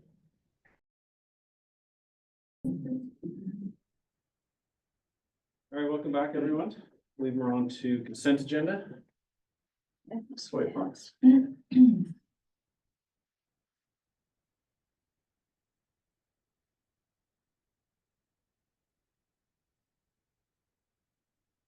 gonna read the, yeah, sorry, I'm waiting on you, you're waiting on me. The consent agenda items listed for the March 5th, 2025 council meeting be received for information. Be a mover, please. Councilor Hurst. Sure. Seconder, Councilor Spillis, any items to be pulled out? Councilor Spillis, Councilor Bailey, Councilor Hurst. Go ahead. 6.8. 6.8. All right, we'll receive the balance of those for information. All in favor? It's carried. Councilor Goida. So 6.8 is the OPP, year-end, 2024 year-end report, and I just wanted to ask, if we could invite again the OPP to attend. They did that last year, maybe 2 years in a row now. And just, through that report, it shows that there has been an increase in the enhanced enforcement, and I think it's just good to highlight those efforts to the public, and also just find out how that enhanced enforcement continues on. Moved by Councilor Goida. Take a seconder, Councilor Hurst. Any more detail on that? I'm good. Yeah. Okay, all in favor? It's carried. Okay, that's it.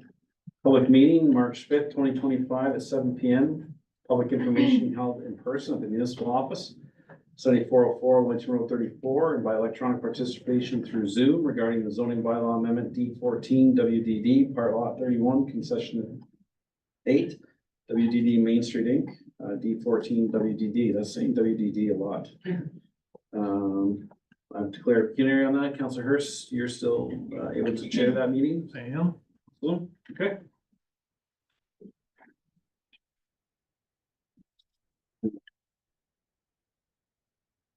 This is it, 931. Sunday gun hunting. And who is presenting that? Christine.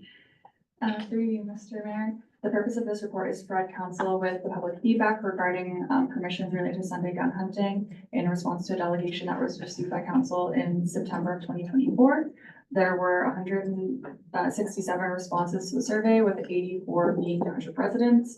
Of the 84 residents, 78.6 were in support of Sunday gun hunting.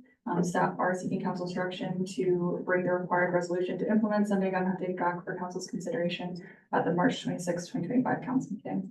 And I'm happy to answer any questions. Sure, you want to read the recommendation, please? Yeah, so it's that the report be received and that council direct staff to bring the resolution as outlined in the report back to the March 26, 2025 council meeting in order to facilitate Sunday gun hunting. Your movers, we can discuss it. Councilor Spillis, Councilor Hurst. Councilor Yeah, I looked at the survey and the fact that we have about 20% objecting to it. And the fact there's only one area in Town at concession one and Side Road 10, I believe, where they have hunting, and the rest of the hunting is gonna be on individuals' private property.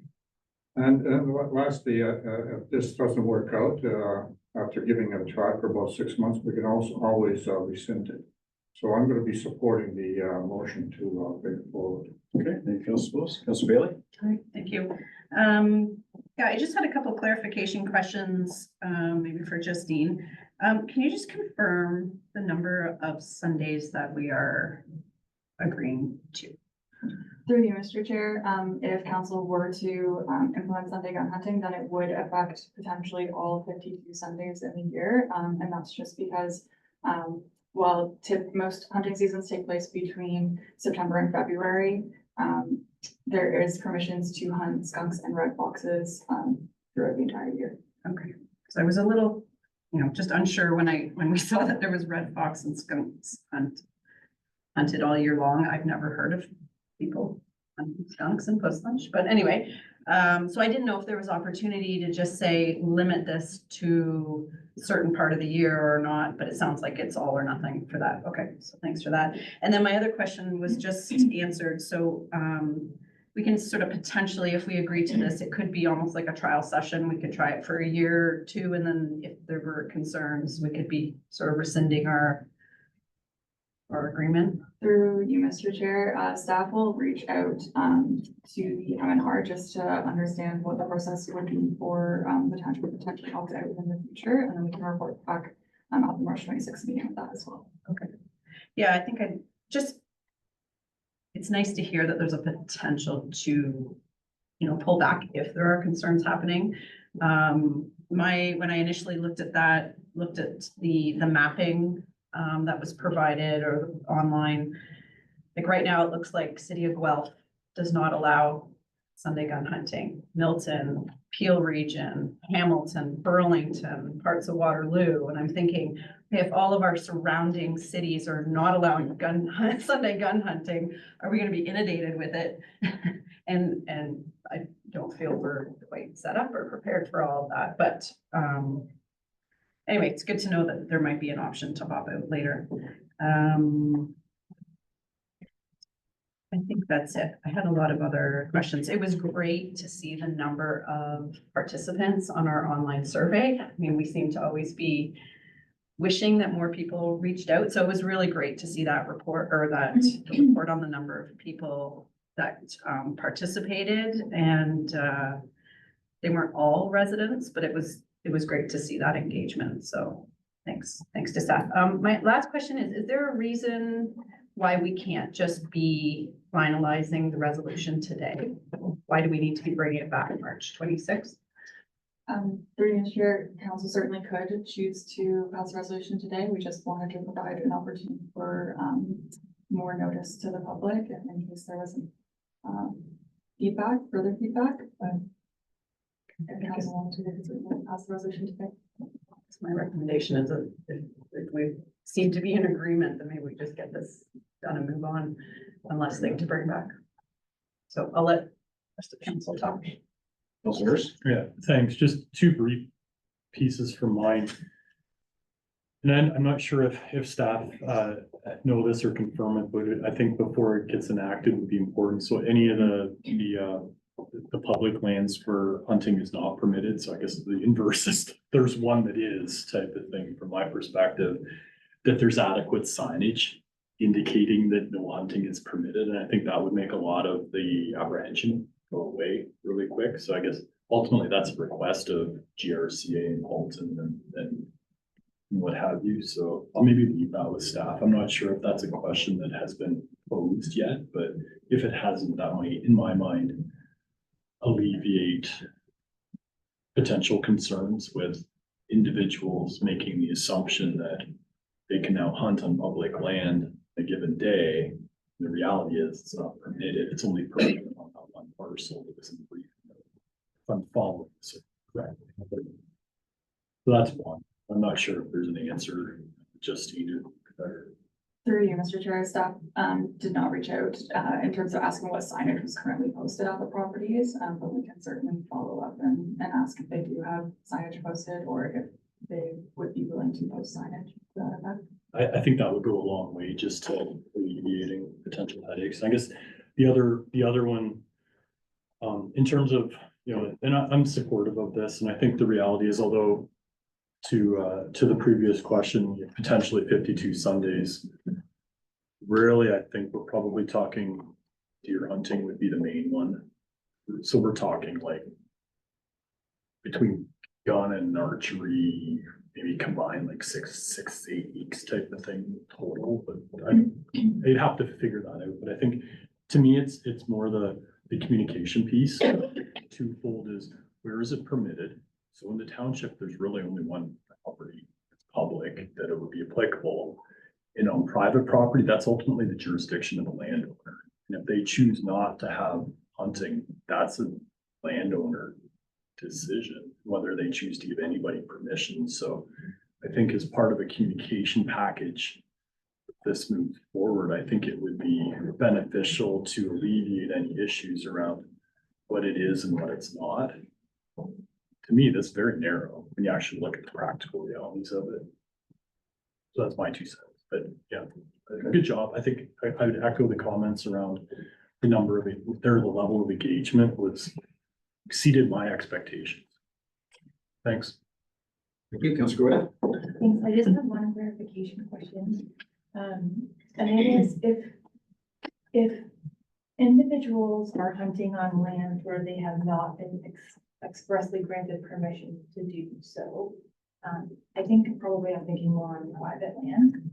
How does that get dealt with? Is that through the MNR? Like if someone has a complaint, let's say a farmer has a 100-acre farm and feels that someone is hunting on their property without permission, would that be the MNR that would deal with that, or would that be more like a trespassing issue through the OPP? I can help a little bit. So, through you, Mr. Chair, we did have this conversation earlier on, and I'd say it's both. So the hunting piece would be the MNR, and then certainly trespassing, you know, if that's a concern. It's okay. Can I help? If I had a parcel of land and there was somebody walking around with a gun on it without permission, my first call would be to the OPP. And what's going to happen is the OPP are gonna come out and they're gonna find that they were hunting, and they're gonna call the MNR area representative. And then they're going to be charged under multiple layers of legislation, but I feel that the OPP would be able to respond the quickest. Yeah. And then they would deal with what they have scope to deal with, and then, but definitely they would call in the MNR officer, and then there would be, I don't know, it's the Hunting Act, whatever the act is. Then there would be other challenges, so. Okay. And then my second question is if we go ahead with this, or I guess really regardless of whether we go ahead with this, would it be possible to add a page on our website that gives a bit of information about hunting, like specifically requiring permission if it's on private land, via link to the MNR hunting regulation, and then even maybe the contact info for our, I don't know if you can post that, but our local MNR rep, if someone has a concern, just as a sort of public knowledge.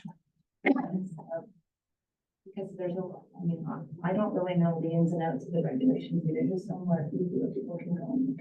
Yeah, the Mr. Chair, certainly we could look at adding a webpage on our website, just probably linking to information from the province. Not trying to duplicate efforts and avoid any misinformation, but we can certainly build out some resources based on what they have available. Okay. And then my last question was, I think similar to Councilor Bailey's. Once we put this into effect, is there an opportunity if we start having growth or through the employment land study, if we realize this isn't working out so well, can we change our mind down the road? Yeah, I'll have to reach out to our MNR. Just to a little bit of clarity, cities, you can't hunt in cities, so when you Burlington, Hamilton would be a bit of an outlier because they absorbed Flamborough. So inside the actual old boundaries, and I don't know what exactly, so, City of Guelph can't discharge a firearm, so you won't see those permissions, whether it's Sunday, Monday, Tuesday, Wednesday, Thursday, Friday, there's zero hunting there, so those people that live there are going to other communities to hunt already. Whether that's here or up north but so, Well, that was sort of my point. yeah, but I think that it's not that they were hunting there and now they're gonna have Sundays here and be able to come. They were already going wherever they're going, but just wanted the public to know that you can't hunt in the cities. So, I would be supportive of passing it today with, just put the caveat on it, the staff confirmed that, and I'm pretty certain, again, you can add to this list, remember that staff just confirmed first that, council can opt out at a future time, then we can just move forward with this. So I'd like council to have that discussion. I'm on the same page as Councillor Hurst. I feel we should let our agencies in the township know the change, because it may be misinterpreted by the public, and request them to, ensure their signage is fresh, up to date for the upcoming fall hunting season. And if they may have to review whether they want, that one property may not want Sunday gun hunting, because in the past it was permitted, so, there's still private, it's a GRCA property. So that they have their own rules, I don't know that detail, if they permitted Sunday gun hunting in other townships where it was, so they would need to address that, because that would be a change on that one property. But I think there's enough lead time here, they can, also, anybody that hunts on GRCA property has to be a member of Anglers and Hunter, what is it? It's that big Angler and Hunter Association. Fisher-Taro Association Yeah. of Hunters and Anglers. That's it, OFA, whatever. And they, by being a member, you automatically get insurance for fairly large liability coverage. So that's just a bit of something that the GRCA has in place to cover people using their properties. Go ahead. I just have a quick, just for the benefit of the residents. Is there a buffer between, if I was walking down the Badnod tract and the neighbor farm is allowing someone to hunt on it, is there a buffer a hunter needs to sort of respect between the property line? You Not can't hunt within so many feet of. of a residence, but I'm no expert, but you are responsible to safely discharge your firearm. If there's a public path along your property line, I would say it's not safe to discharge in that direction ever. So if they do, they would be in big trouble. And hunters are responsible. So not a set Set thing, rule, just. it's more of a carpet. You are, so another example is if an animal is on a crest of a hill, hunters won't shoot at that animal because you can't see past the crest of the hill. So you're ultimately responsible for your projectile. And actually, the Sundays, there's one Sunday in November, one Sunday in December for deer. It's only 2 weeks and you have to choose which one. So you can't have both. You get one, either get the November week or the December week for a shotgun for a deer. And then there's the turkey season in the spring, there's 5 or 6 weeks. So that information might be helpful too, just to residents that aren't in the hunting world, to just know that, hey, this weekend, you might hear something, no alarm, it's deer hunting season, just that education piece might be helpful. They're correct, though. It was funny, when I first got into hunting, I looked at the regs and I didn't realize there's regs for everything, frogs, turtles, everything, which makes sense. Like once you read, you're like, oh, it makes sense. You just can't have open, Right. You just can't go and harvest an unlimited amount of animals, but for everything. That's why when I saw this, the skunks and the red foxes, yes, it's all raccoons, it's all in there, it's all covered under seasons. So staff is correct that technically by approving this, it could be 52 if you're hunting a squirrel on the 38 week, skunk on whatever week. The reality of boots on the ground is that, we don't generally eat skunks, so. To be fair, right? So, And we can't just specify which Sundays. no. Okay, just clarifying that. So the mover and seconder, would you entertain approving this with the caveat that staff confirm that this can be altered in the future if we so desire. I'm willing to do that. Who's this? Councillor Hurst, Yeah, no, I'm good. and you're comfortable with that? I can read what I have, so that's Sure. helpful, just for the public as well. So, that the report be received, and whereas hunting in Ontario is regulated by the Ministry of Natural Resources, and where it is the prerogative of individual municipalities whether to permit Sunday gun hunting. Now therefore be it resolved that the clerk notify the Ministry of Natural Resources Wildlife Section Fish and Wildlife Policy Branch that the Township of Plus Lynch supports Sunday gun hunting within the Township of Plus Lynch in accordance with provincial legislation. And that staff requests the Ministry of Natural Resources to process a regulatory amendment to Ontario Reg 663-98 under the Fish and Wildlife Conservation Act to include the Township of Plus Lynch in the list of municipalities that allow Sunday gun hunting in Ontario. And that council directs staff to confirm prior to opting in whether the township has the ability to opt out of Sunday gun hunting after it has opted in. And that staff advise the applicable agencies of this resolution and confirm with the various conservation authorities, the county and any other public landowner that proper signage is in place to advise of hunting prohibitions.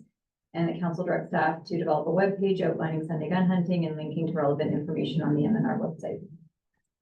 Sorry, I wasn't paying enough attention. What about the contacting third-party agencies with signage? Was that in there? Yes. Sorry, I was thinking about the opt-in and out. Yeah. Sorry. Okay, so that was moved, seconded. Last opportunity.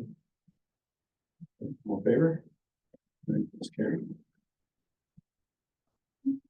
Point two. Justine.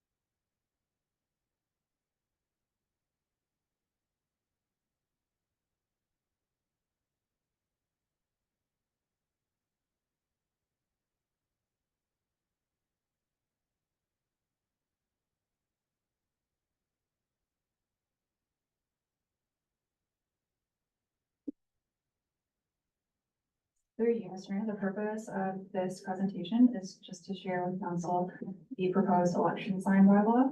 And to address any feedback received by council. So the background of this bylaw is that in October of last year, the township repealed and replaced its 1991 sign bylaw.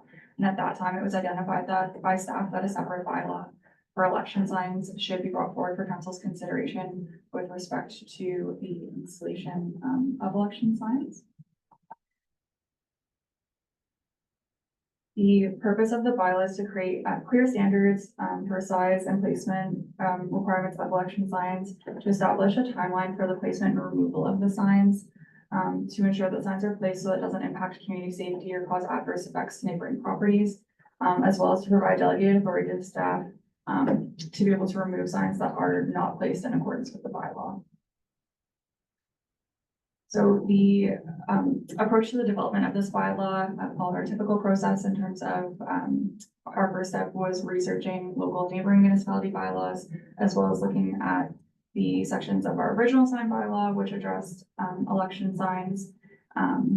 For this bylaw, the municipal clerk is the election sign bylaw administrator. And then we also received some comments from council during the creation of our new sign bylaw, and we took that into account when developing this bylaw.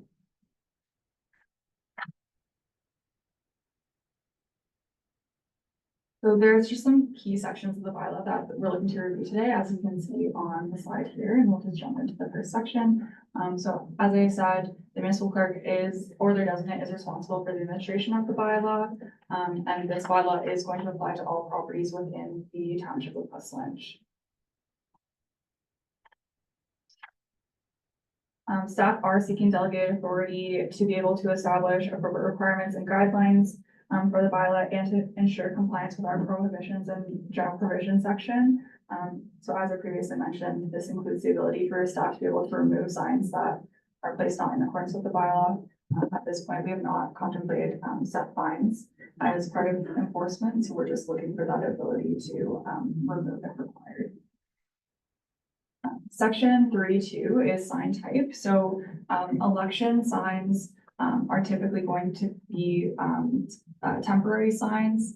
Often they look like the signs that are on the small stakes. So that just is outlined in this section. The sign should not be illuminated. They shouldn't move, swing, or revolve. Not a roof sign, an inflatable sign, or a banner.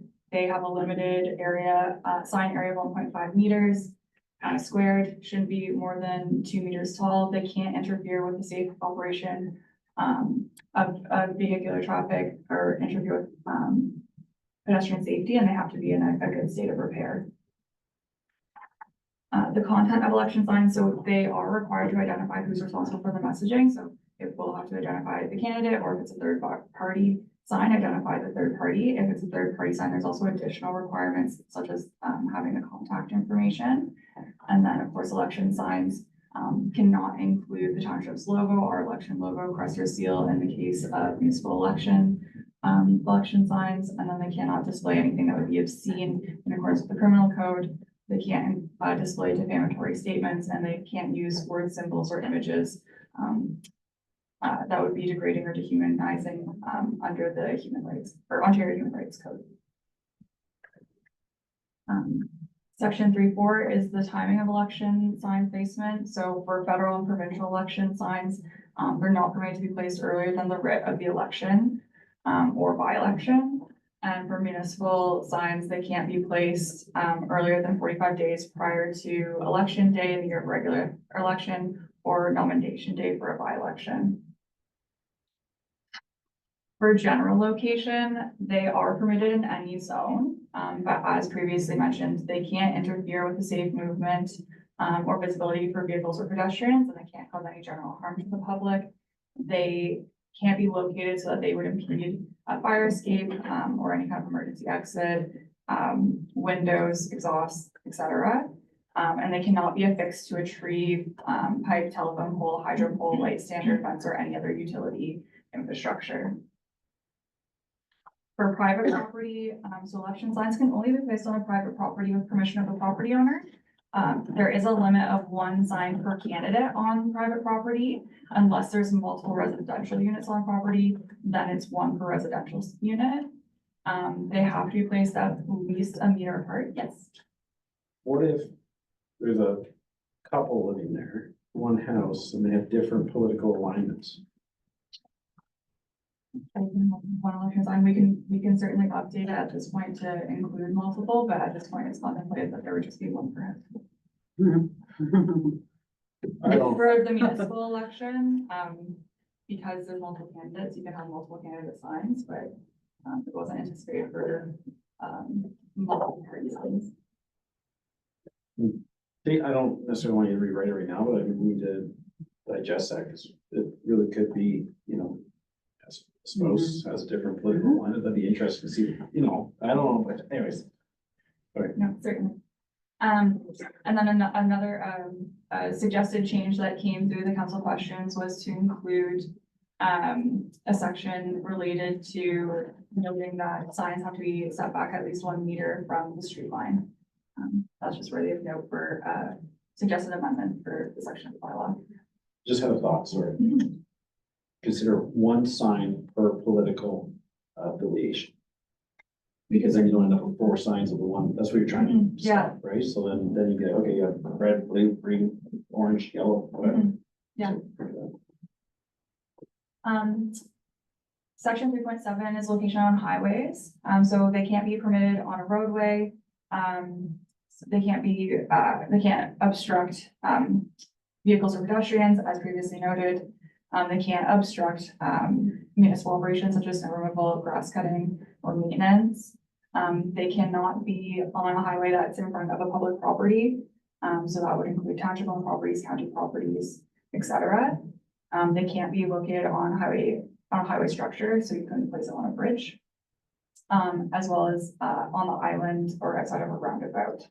And if, in the residential zoned area on highways, they have to be at least 10 meters. And in the commercial industrial zone, they have to be at least 50 meters from another election line. Sorry, same elections, type of election sign. Election signs, for near a voting place, are not permitted within 100 meters if people are casting their ballots. And then, they're not permitted on a public property, so an election sign could not be placed on the township owned property.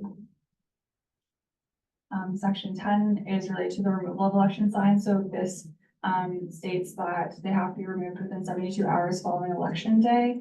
And for campaign offices, they have to be removed within 1 week following election day. And section 10 also outlines the clerk's ability to remove election signs that create a hazard or don't comply with the bylaw, to recover expenses for sign removal if required, and that the signs can be destroyed or disposed of without notice or compensation in accordance with the bylaw. So staff's recommendation is that council approve the election sign bylaw as amended based on the council questions and staff responses. And this would give us an opportunity to test this bylaw as we suspect there'll be a forthcoming federal election, and then bring back amendments in advance of the 2026 municipal and school board election. And I'm happy to answer any questions. Councilor Wilson. I'm okay with seeking, staff are recommending. There will be some words here that we can't see, but it'll be worked out, I'm sure, during the next election. Yeah, just to confirm, in the, it said something about forms, the clerk would be responsible for forms. Is there a form to fill out for someone putting up election signs? There isn't at this point in time, but it just kind of leaves it open if we need that, sure. If need be, okay. Okay, so the highway thing was answered. If staff were to remove election signs, would the candidate be notified? Through you, Mr. Chair, as we do with any bylaw enforcement, education is always a key component. So ahead of removing election sign, we would definitely give the candidate the opportunity to remove the sign themselves. Perfect, okay, great. And just to addition to Mr. Chair, we will often to keep the signs in the back so that if we do pick them up and they'd like to come and collect them, it's not like they go into The dumpster. the dumpster right away. So they're not cheap. Yes, yeah. No, They're not cheap. you should get your face on it. Really expensive. Gotta grow my hair out. Okay, that's all the questions I have. I think it looks great. Thanks. Councilor Hurst. Thanks. I think I heard this, Justine, so just maybe clarify. So it's in 3.7, the location in the highways, the last two bullets shall be placed in a residential zone at least 10 meters from another election or third party sign. So that's basically, like, I'm just picturing, if I'm reading it very literal, like sign and then nothing for 10 meters, but what you were meaning was another sign of the same candidate within 10 meters. So what you don't get is the same sign 2 feet apart for a row. Am I interpreting that Yes. correctly? Yes, that's Okay, and then that would be the same for the commercial industrial, right? So in theory, you could have within a 10-meter zone, or one sign from each potential candidate in the riding. Okay, so that was unclear in my mind, but I think when you verbalized it, it became clear. So I just wanted to make sure that that was the case. Just a question on that point. I thought it was only one sign per property.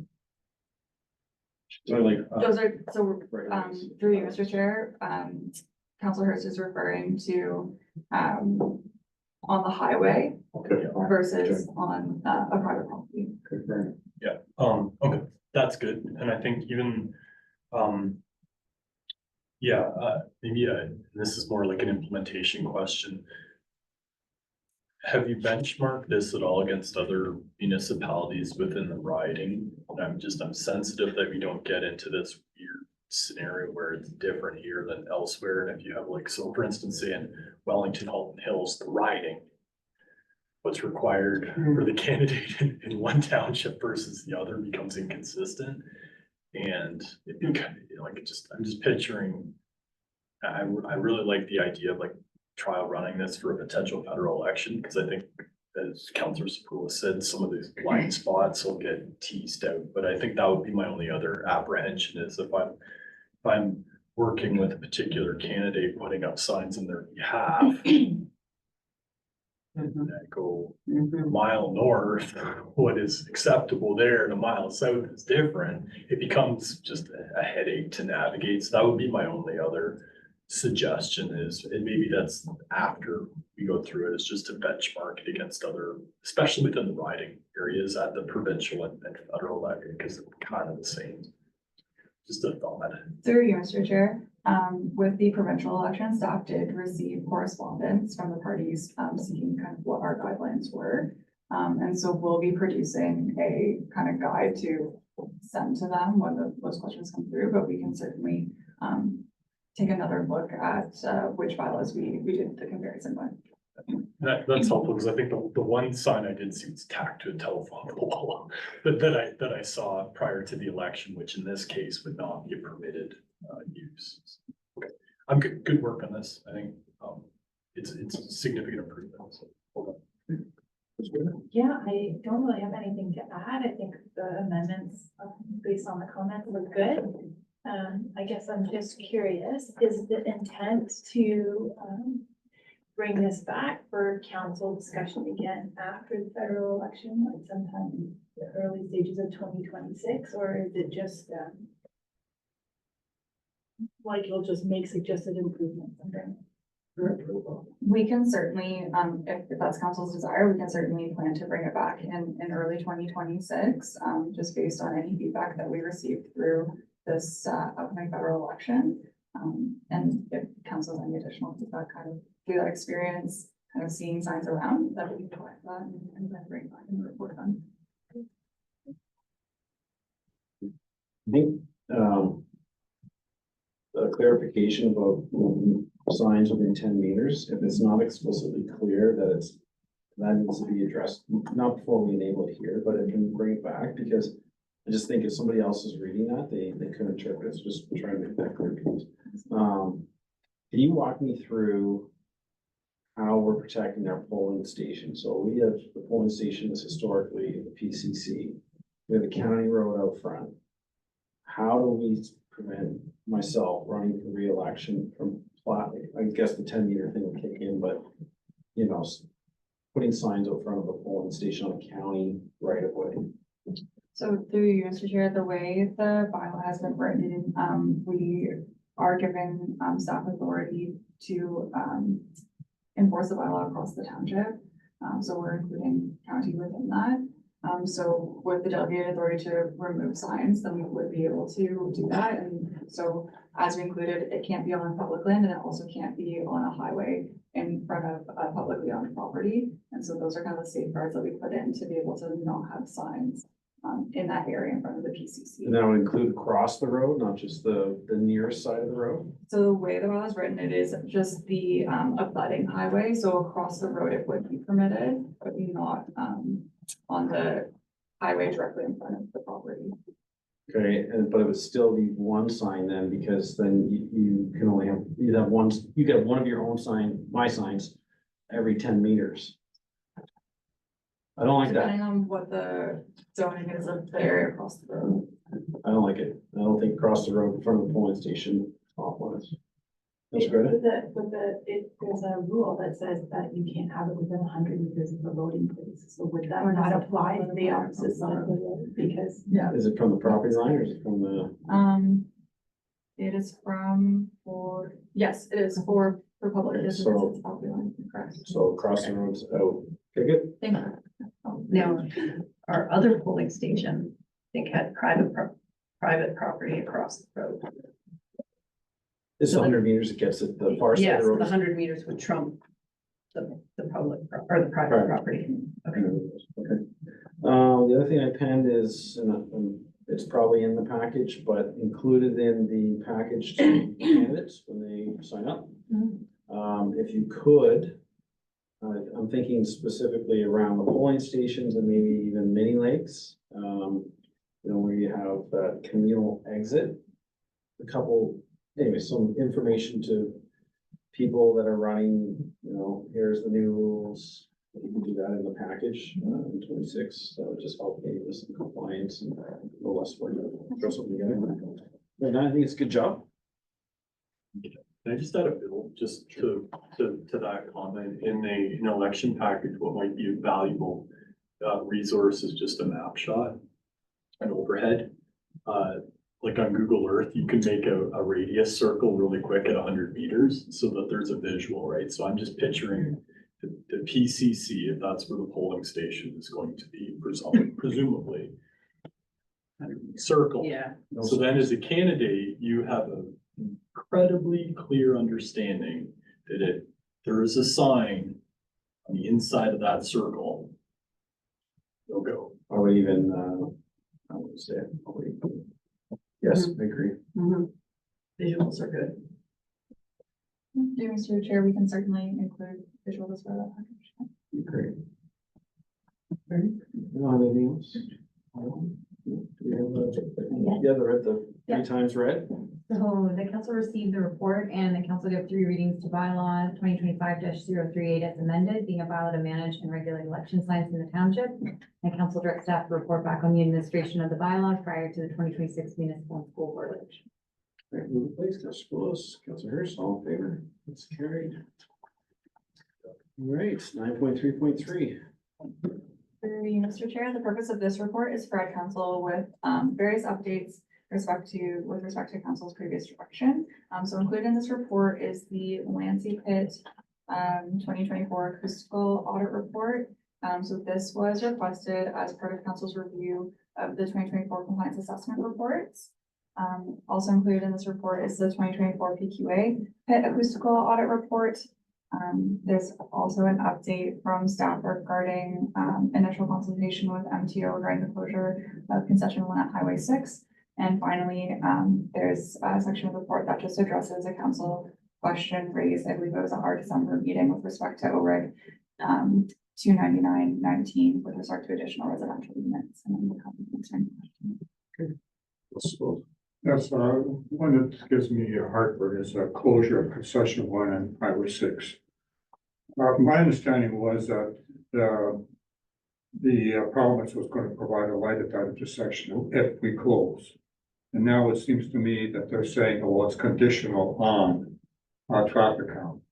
Is there a way of getting back to them and saying, this is not what we agreed to, and pursue it, ask them to reconsider their statements?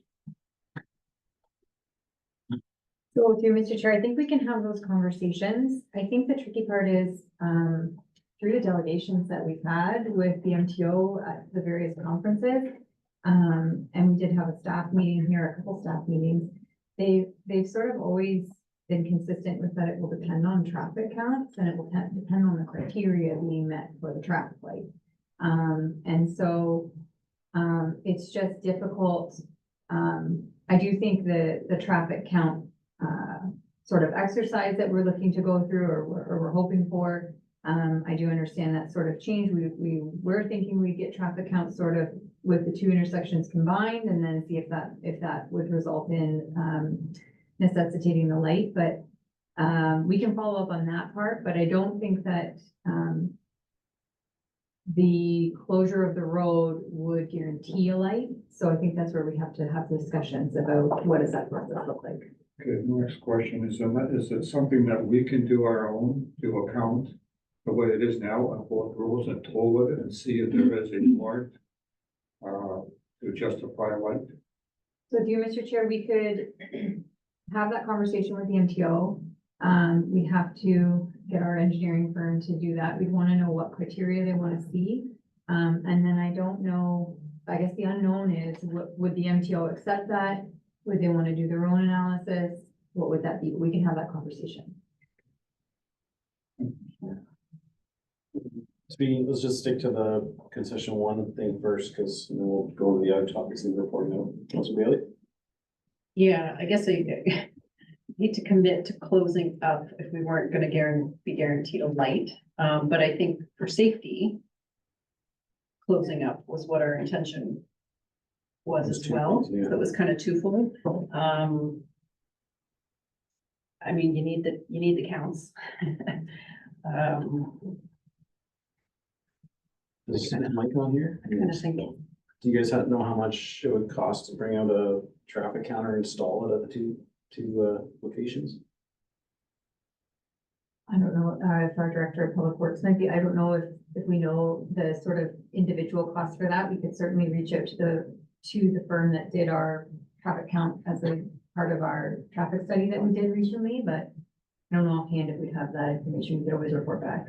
Is the intention to count the traffic coming down concession one?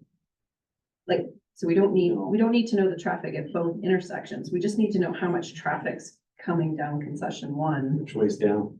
Well, Going towards the highway or leaving? toward the highway Yes. in the evenings. We just need that total. And then in the morning, you need both. Yeah, you need Leslie and concession one, yeah, you need both, but the most important data is the traffic going from our road to their road. Cause that's where it'll warrant the light. They're not as concerned about traffic coming up Highway 6 and turning onto our roads. It's the other way. That's the qualifying measure. So. Yeah, go ahead, Mr. Fowler. To you, Mr. Mayor, my interpretation with the conversation that we had with the MTO is they were willing to do the traffic count. They didn't have a specific timeline, but there's also, they're gonna layer it in stages where they will do the traffic count, see if it meets their threshold or criteria. But they also, indicated that there are, tens of hundreds of other priorities that are also on the list. So I would hate to see council spend money on a traffic count only for the MTO to say, the Highway 6 and Leslie is not a high priority for these traffic light installments. My recollection of the conversation is very similar to yours. The conversation was, we have a lot of traffic in the area. The status quo of the highway is not okay any longer. So we wanted, I believe, a crosswalk was mentioned in Morriston, and we spoke of the stoplight. Then it was indicated to us from the MTO that, the traffic data was out of date. They hadn't done it in a long time and it needed to be redone. So then we focused in on the area over 2 roads. I heard that they could do the traffic counts on both roads, combine them, to then determine if it qualifies for a closure. This now seems like, oh, we're supportive of you closing that road. We'll look at putting the light in after you close the road and we get the traffic data. This is not what I heard in the meeting. So, I don't know how to deal with this now. I would suggest we go back and say, your traffic data is out of date. You indicated at a staff level, you book a meeting with Rob and, say what happened to doing the counts. Now we give us some indication, because I'm not, I also feel that it's a concern that people are coming north on Highway 6 and turning left onto concession 1 when there's a protected left turn 200-300 meters up the road. So to me, that warrants closing the road for that component. But I just, if we're gonna combine 2 entrances to Highway 6, now there's gonna be more traffic at Leslie, it needs a light. So we need a little more assurance that the MTO, that it meets the criteria, which then could lead to us doing our own traffic counts. But I think we should just reach back out to Rob, have a meeting and say, this isn't what we heard in the first meeting. Try to get them to do the traffic counts, including both roads, and report back.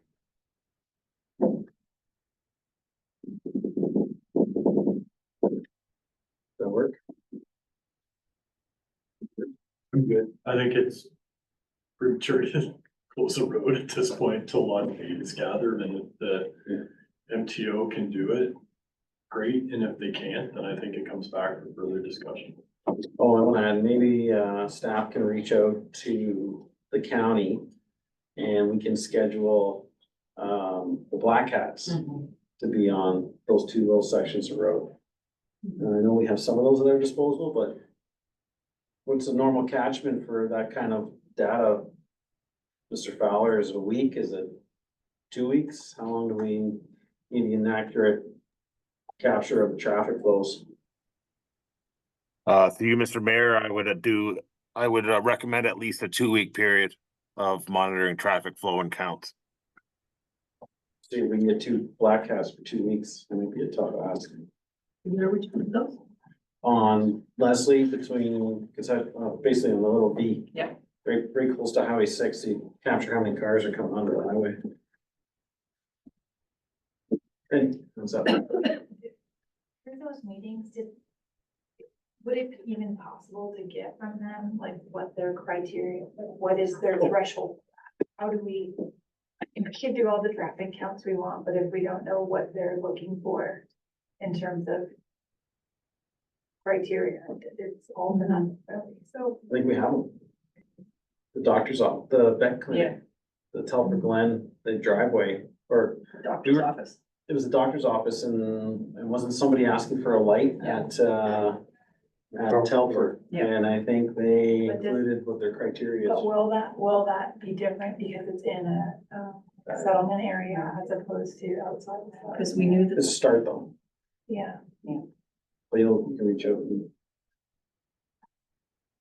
yeah, I would just hate to see us close it and then No. not meet the criteria and Yes. not get a light, because then we're Yep. where we're trying to improve the safety Make at it concession worse. 1, now we're just gonna make it worse at Leslie. Yeah. So yeah, that's. I would, I think that, hoping that we can convey to them that, you know, we need assurances, because otherwise we're just creating a bigger safety issue. Or a minimum, yeah, provide us the qualifying components and do the traffic data study. And then at least just give it to us. Here's the data on the traffic and here's build our it by that. qualifying standards. And we can make an interpretation if it fits or not, and, you know.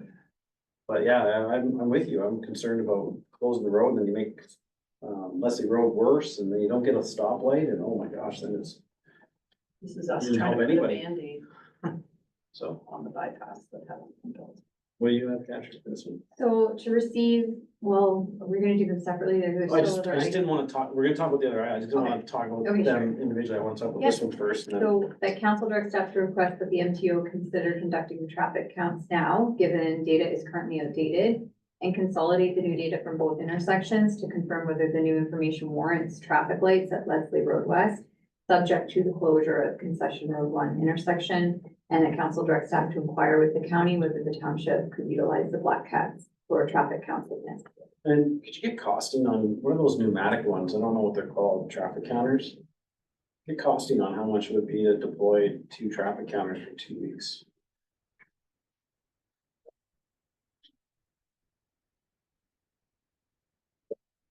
Okay, I won't get it, we'll do it all, What did you So- call those requesting?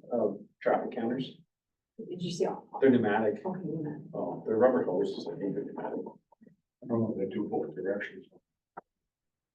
They just count the number of cars in one direction. No, they do both, it's fine, Michael, because they run the hoses across both lanes and it can sense which hose Which one gets is first. hit first, that's my understanding. Yeah. I don't even know if they use those anymore, they might have something better now, It's my idea. I've been I gone haven't seen them for, in a while. I've been gone for a long time, so. Okay, so that was the, do you have anything other? Do you? No, the other one was a noise compliance, one, it, met the met the standards for noise, and the other one, they didn't do it because there was no activity. And the housing stuff, I didn't have a problem with the staff per se. I have concern with that one they didn't do. So the whole premise around the acoustical study around McNally is that the Lancey pit expansion, or I think it's Lancey, was partially justified on McNally being the receiving site of the aggregate. So that plan needs to be in compliance, but to not test it because it's not operating isn't proper. It's a portable plant that's there permanently. I feel like I'm losing everybody. So Lancey pit expansion, because they call it an expansion versus a new pit. McNally across the street was the receiver of the material. So the plant should have been or shall be compliant to noise if it's to be considered for the expansion of Lansing. And to just not test it because it's shut down is, and then it brings in the whole criteria of portable versus permanent. So portable standards are way lower, but the thing is staying there for 20 years. Anyhow, so I feel, we should ask MNR, to provide the acoustical data for that portable plant for Lansing, because it was critical part of, or sorry, McNally. Where the plant is sitting is McNally. The acoustical data on McNally, because it was a critical part of the expansion of Lansing. It's receiving all the material for the next 5-10 years, whatever it is. And it needs to be compliant. Okay, but it's gotta be operating. Well, then, yeah, they need to go back. Yeah, when it's operating. Yeah. Yeah, but it's not operating. So, but we don't just forget about it. Are they gonna commit to testing it later? Well, I have to, yeah. I would think so. Well, let's make sure. Yeah, okay. So how do you want to deal with that thing? What, it was October when they said it wasn't operating. Was it the one day they flipped the switch when the people drove I by? don't know.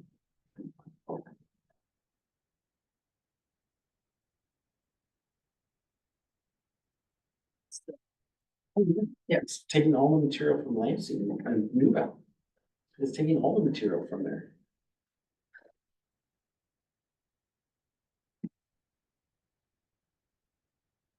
So how do you want to address it? Do you want to go right to MNR or? So if you, Mr. Chair, I would just recommend we have that good working relationship with our local rep, who's sort of there to answer some of these questions for us, I think, and I think it would be good to get information from her first around, you know, what does it mean when something's currently inoperable? Does that mean for a certain period of time? What is the requirement to go back and do these noise assessments in accordance with their license? Like, what does that look like? I think that's the first step to understand Great the first step. and then staff can take that away and report back. And then I think at that point, if there's some sort of, letter or something that needs to go to the operator, at least we will be on better footing to understand what is required. So since we're on that topic, if you pull up Google Earth, that pit, they are now utilizing. Lost here, they're now utilizing more of their lakes as silt ponds. Oh, you can see it right there. See all this coming out? I'd like to. The local rep said that I should put some concerns together. Can we work together? Yeah, so through you, Mr. Chair, I think we've made a note in the car reports, I believe. We'll have to go back and check, in regards to the silt ponds. But if it isn't included in that, we're still working on sort of triaging that list, and we can do that and send it to the rep. If she Well, I'll needs. work with you because Yeah. I owe her an email too, so. Okay.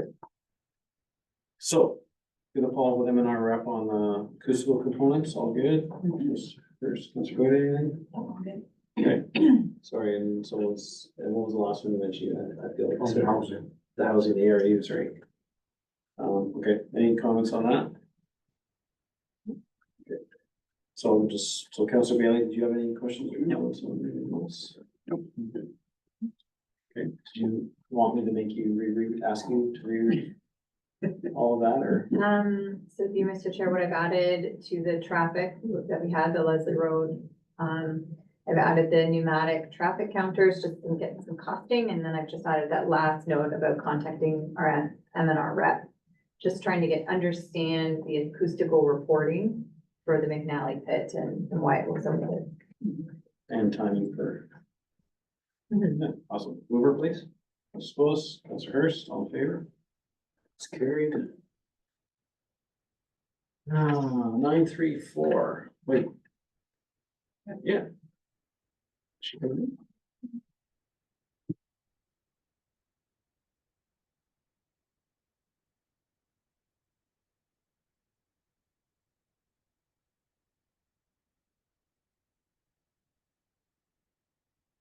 Like doing the reporting out like Yeah, that, that's good. kind of bangs off a few. Hello. Good afternoon. That's good. Am I good? Yeah, you're good. Through you, Mr. Chair, the purpose of this report is to provide council with a recommendation that actually came out of our Heritage Advisory Committee regarding creating an annual year in review poster to highlight all the good work that's completed by our advisory committees as well as council. Excellent.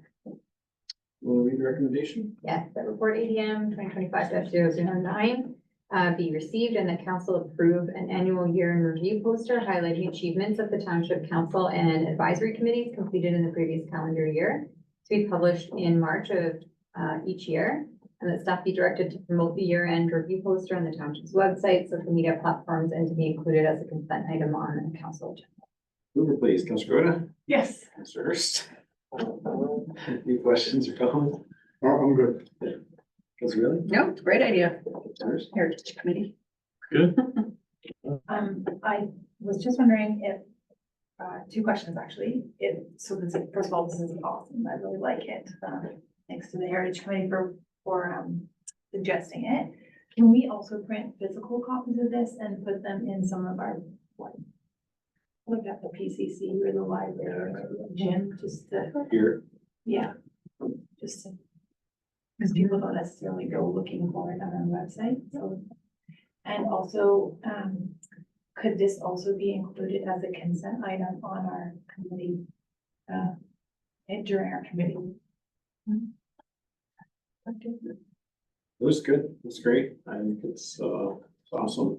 I'm always very proud of the rebranding. When I see these come through, it just looks sharp. I know when that was first happening, I was a little hesitant, getting rid of the heritage of the old one, but every time I see these new posters, the colors and everything, it's great. So thanks to the Heritage Committee for suggesting this. And we're good. Take it. I move a second, right? So all in favor? Carried. Thanks, Laura. Thanks. 941.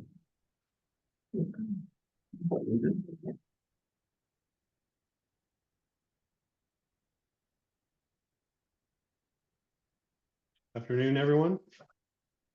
For you, Mr. Chair, the purpose of this report is to provide council with an update on the activities of the building department in the fourth quarter of 2024. If you have any questions, I'd be happy to answer them for you. Right, now you get the resolution read, please. Yes, it's to receive for information. The mover, please, Councilor Hurst, Councilor Bailey. Any questions for Andrew? No, I don't have any. Councilor Bailey? No questions. Thanks, Andrew. That was easy, thank you. All in favor? Perfect. Scary. Have a great afternoon. Is that it? Council reports? Oh, no, we did Mill Creek, didn't we? Did we do 10.7? No, we haven't done Mill Creek yet. Okay, 10.7. That's probably for information. I don't think anybody's presenting that, right? Correct, yeah. So questions or comments? Councilor Spoulos, 10.7. Yeah, I'm okay with the motion. Staff is closing to direct to the corporate council's consideration March 26th council meeting. Okay, Councilor Bailey, anything? Nothing to add, no? I'm good. Okay, so need to read it or? So it's to receive it and then to bring back a report for council's consideration at our next council meeting, March 26th. Mover, please. Councilor Hurst, Councilor Bailey, all in favor? That's carried. Council reports, I believe, right?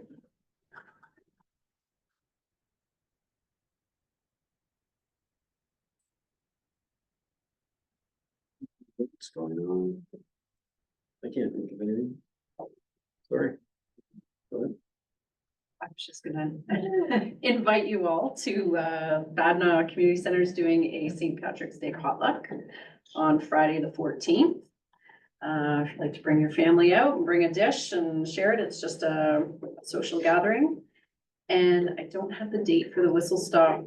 Oh, yes, I do. April 12th. Coming up is the Whistle Stop Easter breakfast. I'll spread that.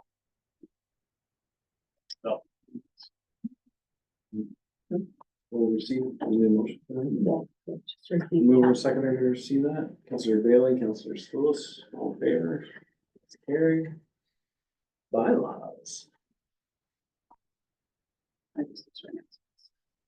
The following bylaws be taken as 3 times and finding back from the council. Bylaw 2025-038 being a bylaw to manage and regulate election signs in the township of Portland. Bylaw 2025-039 being a bylaw to authorize the purchase and sale agreement for Cockburn Road and Barnside Road allowances. And then you, please. Spoulos, Councilor Hurst, all in favor?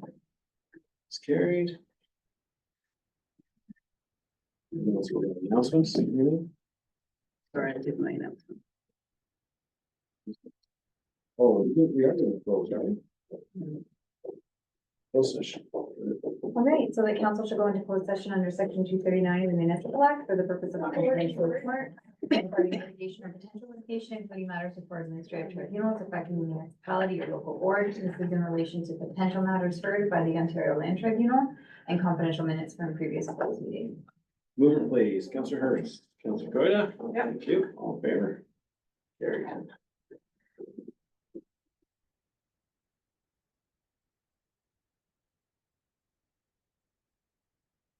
Any participants online? We are going into closed session, so we just ask you to just use the exit button at the bottom there just to leave the meeting. You're welcome to come back when we're back online.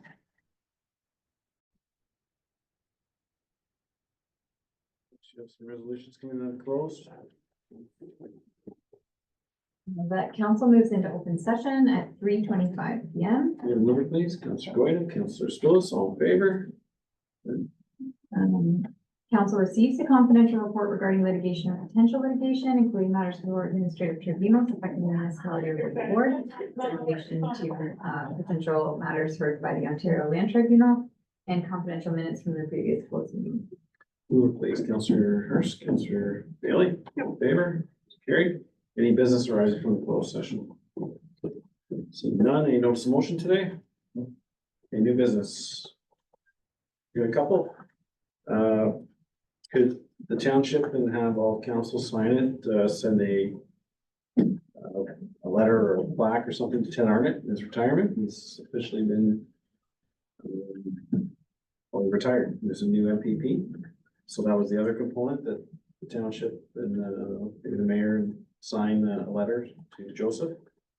I'm not even trying to know, I'll butcher his last name at this point. Send him a congratulatory note for election win. We can bombard them with. Yeah. Yeah.